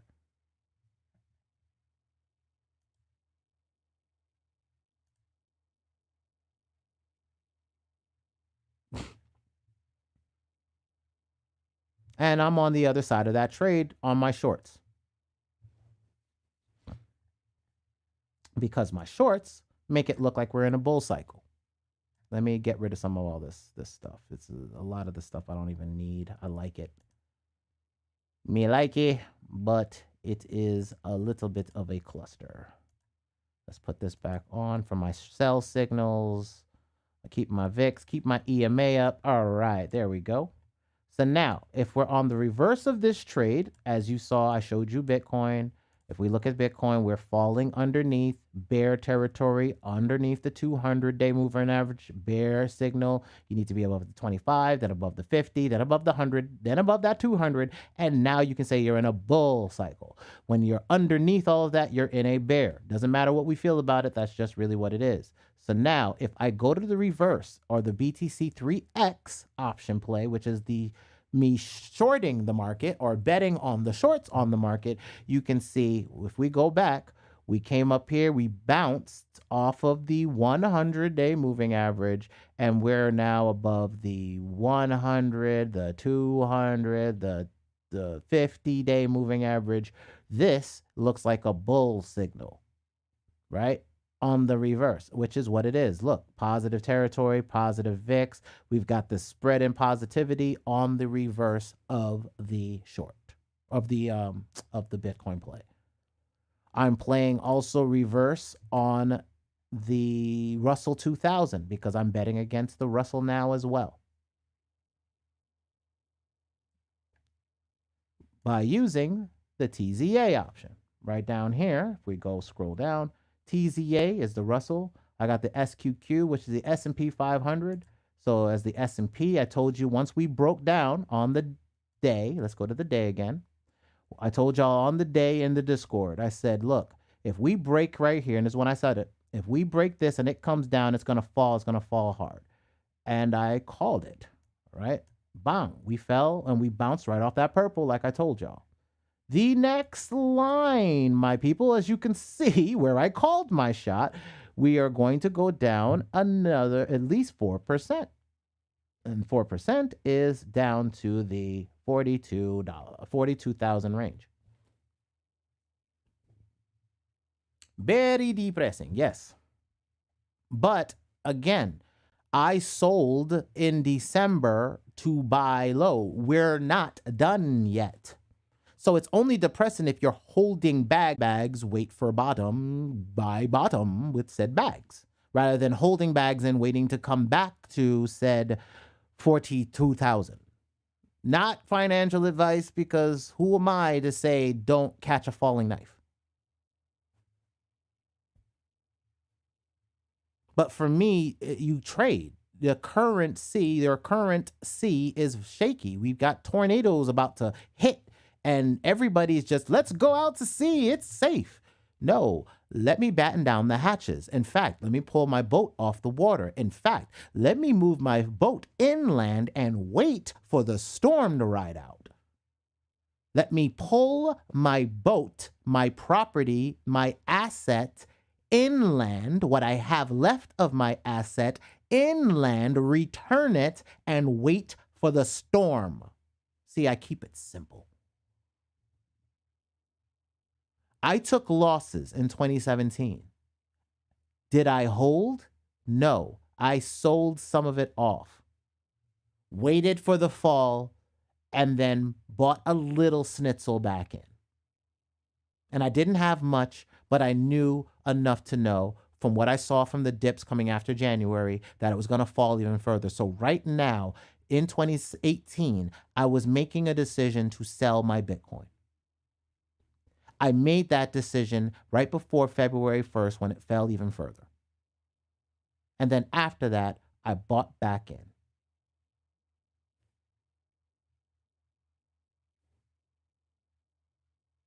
That's it.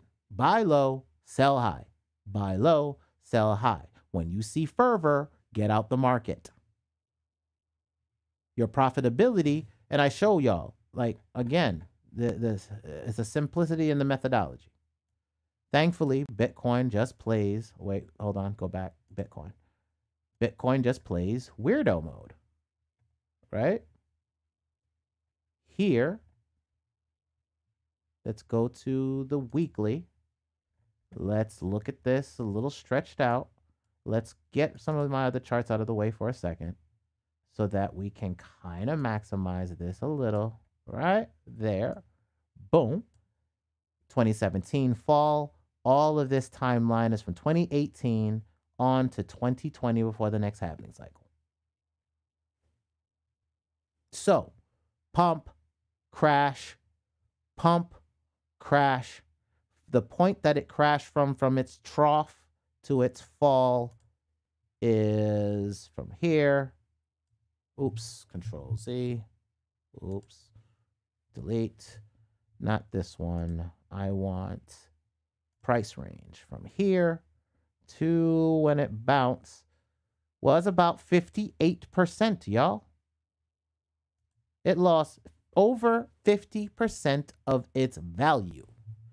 Meaning, if you already saw that happen, you can't say it's a good store of value over the long term unless you bought it right there or right down here when it was around $600, $500. Right before that halving cycle. 2016 was the halving cycle. If you have got it under like $600, $500, you were in. That was where you bought. Then you made all this profit. You sold out over here. You did well. Well, 2019 was your buy-in point. Boom, there's your sell-off point. Well, it's going to be 2024 when the next halving cycle happens. 2025 when that run-up happens. So 2023 is going to be the best buy-in point potentially for Bitcoin. At the low, but it doesn't mean that you can't snag some decent stuff and just buy and just kind of snitzel when you can. And then there'll be another buying point down here. It doesn't change the fact that there's only 21 million Bitcoin. The last Bitcoin is not mined till 2140. Bitcoin mines 900 Bitcoin every single day. That's and at 2140, that is 118 years from now. So it's making it the most scarce energy-driven asset class that we've seen because they have mining equipment. They have mined with said energy to get credits for said mining, and they can also write off losses from said mining. Yes, Rayhan, we are definitely in for just because of the extra money they threw into it during the pandemic for Rona. Won't Bitcoin get replaced eventually? If you want it to be, yes. But since I can turn on a machine and mine it myself, can they stop me from downloading and installing software and having that software be on an internet that I interconnect with something else and maybe put it through a VPN and maybe you don't know what that equipment is doing? Sure. So can you stop me from installing code? Have they stopped Pirate Bay? Have they stopped torrents? When they stop torrents, I'll worry. But I still haven't seen them stop torrents. And from what I know, this technology is based off of torrents. So till they stop torrents, I don't think they can do that. Yeah, I think that's why Bitcoin has the value it has. Is because as long as a person can spin up open source software on an open source repository, install it on their machine, and just mine it, hell, I want all of them to turn off their machines. It means I can now mine it on a regular PC again. You know, it's in our DNA. Code is DNA. DNA is code. RNA, they're programming. Like, this is, do not corrupt your image. I take your image, I'll move you from one Earth to another Earth. I'm gonna take you out that server, light being, to another server, light being. Don't corrupt your bits. It's real simple. Like, we are dumb. Be like a child. I love children and fools. Pirate gang gang. It's just too simple, man. Be of the world, but not in. Be a part of the world, but not of it. Right? Well, here I am. I am a part of the world, but I'm not of it. I should be able to earn, right? Give unto Caesar what Caesar. All right, great. All right, I'll just work with code. I'll automate my business. Now that the technology's moved down to me to automate my business, now my outsourcing that you've been doing since the 80s to India and China has not worked out long term. Well, my robots don't care. Just like the robots that are now delivering, and the robots that are now flipping burgers, and the robots that are now frying chickens, and the robots that are now making pizza, and the robots that are in the fields killing bugs and pests and weeds with lasers, or the drones in the sky that are now patrolling the borders.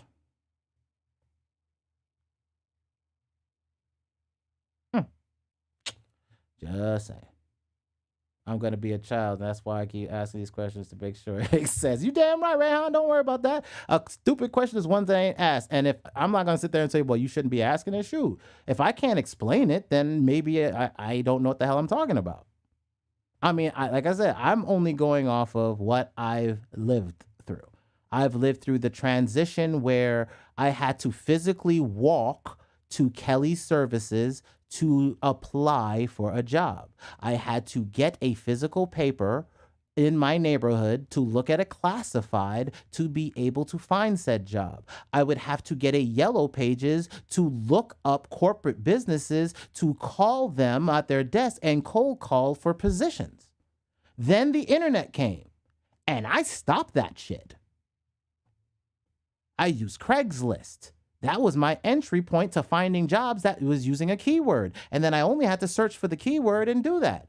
Then using that, I could reverse engineer based off of what was in the classified to what software I needed to learn. And I used, the powers that be, the torrents, to get said software and said video tutorials.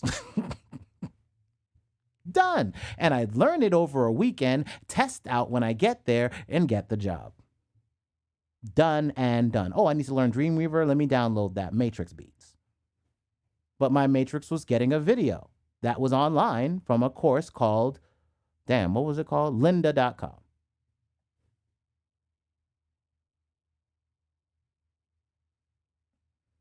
I went from watching producers. I remember producers in my neighborhood were still charging $10,000 for a beat.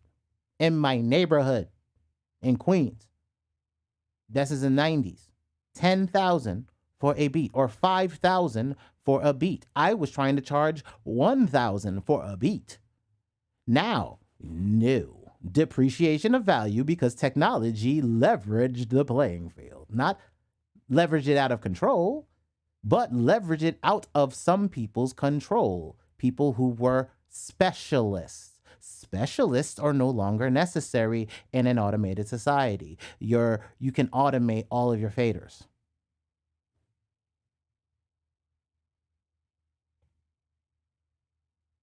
Yeah, Lynda would be Skillshare today. Yes, Rayhan, you could use Skillshare to upgrade yourself. Or Lynda's now on it got bought out. It's on LinkedIn. So you can use the LinkedIn education resources. That's still lynda.com.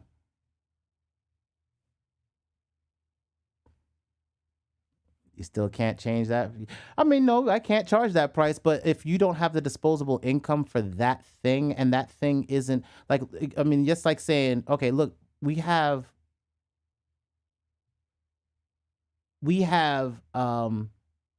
two examples.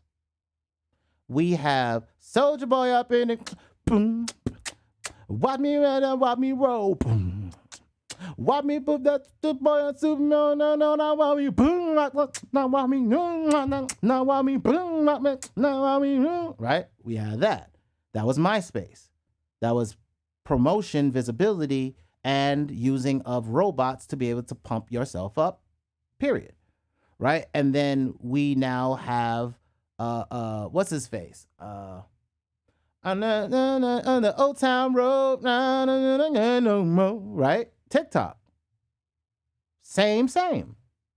So it's really just eyeballs at this point. And that Old Town Road beat was cheap. So we can't sit there and say that the $1,000 is necessary when the royalties are at fractions of pennies. There's no economy for $1,000 in this economy. We can want $1,000, but you're going to have to do a lot, bruh. Just as Ye. We see how his head is right now. No disrespect to Ye, but I'm just saying. You've got to see some shit, be through some shit to go through that ish. And I don't know what bruh saw, but I tell you right now, I don't want to see that. So I'm good with earning residuals, my micropayments, taking those micropayments, earning interest on those on my own. So I ain't got to deal with the Bobo. I don't like Bobo the clown. He can play over there. I don't like clowns like that. And let these weirdos have their weirdo games. Games weirdos play. Games weirdos play.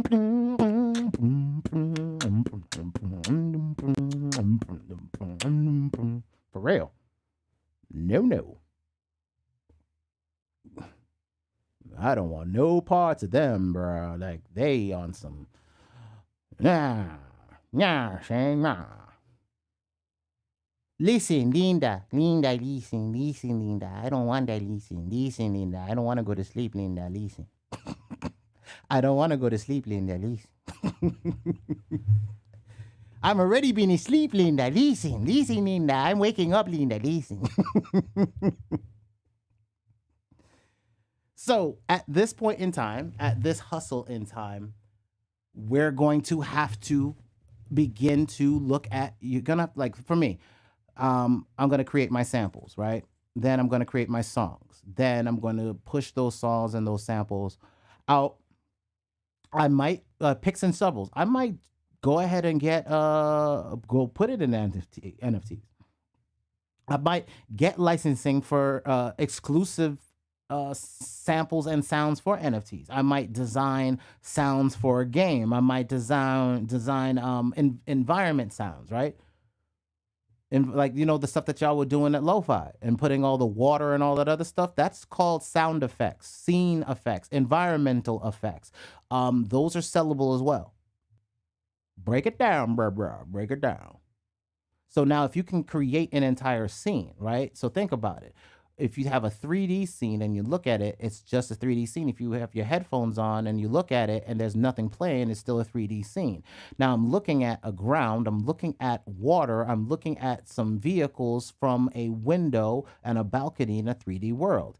Well, now I need ambient air. I need to hear the cars maybe lower down below me. I need to hear birds chirping. I need to hear water running of some kind. Is it an ocean? Is it a river? What kind of body of water? Is it a lake? Is it a pool? These are all the environment sounds that can be sold. And if you piece it all together, you now make an environmental sound effect library, and that can also be sold.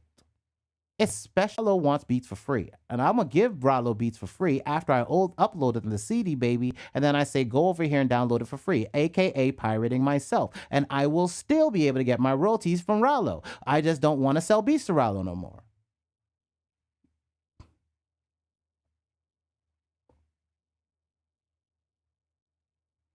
Then you've got web series, right? You've got my homeboy, Ty. What up, Mr. Durden?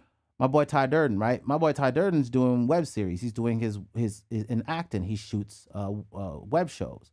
So he's working with a bunch of directors and actors and all that stuff. Now these people are doing their own shows and doing their own this and doing all that. All of that can be done. You got people that are doing podcasts. They're going to need openers. They're going to need bumpers. They're going to need all this other stuff. They're going to need mixing, mastering of opening music and closing credit music or special effect.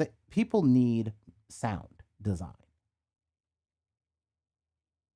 You now just need to leverage the other side of the E.T. hustle y'all missed. E.T., that movie, was the introduction to visual product placement through a contemporary medium of movies, which movies were always a big billboard for sales. Typically popcorn, candy, and leisure. Because, depressionary type beats. A new thing came out to give you some attention. It's a quarter. Here, beer and bread. While you suffer. We have it now. It's called Netflix and chill. Or TikTok scroll. Scroll. Scroll. Scroll. Well, if you're scrolling and you stop and you listen, I get a royalty point. Done and done. So I will give it away for free. Give it away. Give it away. Give it away. Give it away. Give it away. Give it away. Give it away. Come on now. Which means either getting on podcasts or talking to some of my favorite animated storytellers and get it. Boom, give it away.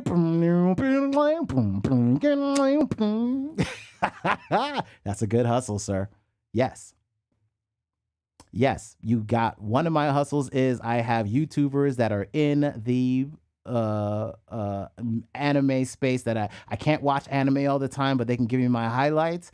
And what I do is I make samples of stuff that they've kind of done. I can give it back to them, hand it over for free, but I upload it first to CD Baby. Then I hand it to them for free. And then if they use it, cool. I now get royalty streams. Boom. Product placement. It is product placement. Your product is your music. You just need to place it in profitable measures. At these points, they held the profitable measures. They held radio. They held television. They held eyeballs and ears. You now have in your hand eyeballs and ears. You don't need them. If CD Baby or whatever all you can pay for it, $20-something on TuneCore, or I like CD Baby. They never changed. They never changed. Never change. I never change. Right? They never change. So I like CD Baby because their business was like all you can eat. Here, pay one time and I'll keep giving you royalties as I make these deals for you internationally and nationally. CD Baby, thank you. I will keep talking about you because none of these other people were doing that. They're just trying to micro pay every damn thing. Every gosh darn new thing that came out. Oh, we're going to get this. Well, we want this much. Oh, we're going to pay $9.99 a month. Like, get out of my face, dude. I'm not paying no more money. Get the royalties out my royalties. Like, come on now. Back door or front door, I mean, the door changed, right? They don't have buildings anymore. You see what I mean?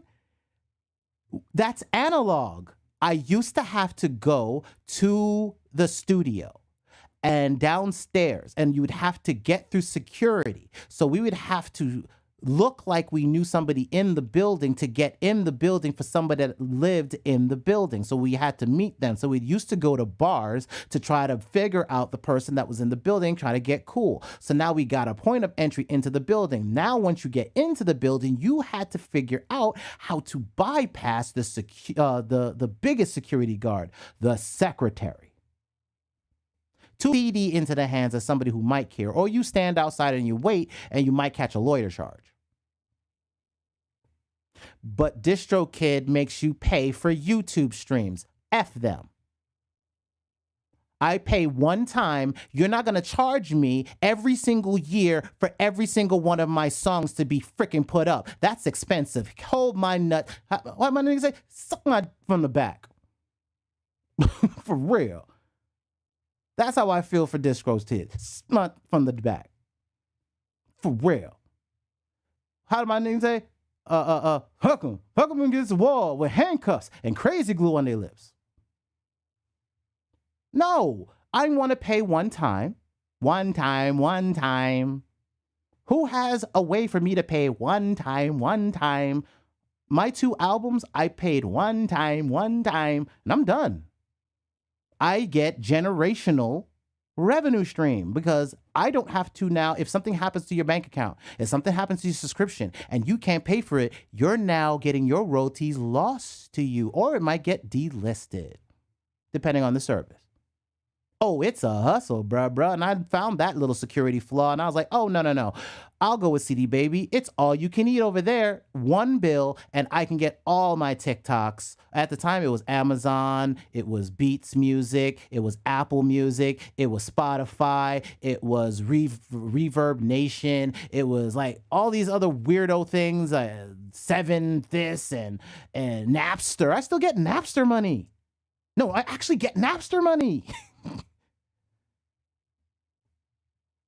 The subscriptions are now the new corporations, and corporations will become DAOs, and governments will become DAOs, because software will run the corporation better than humans.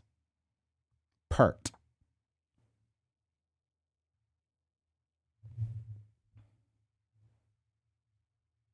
We just got to look at it for what it is.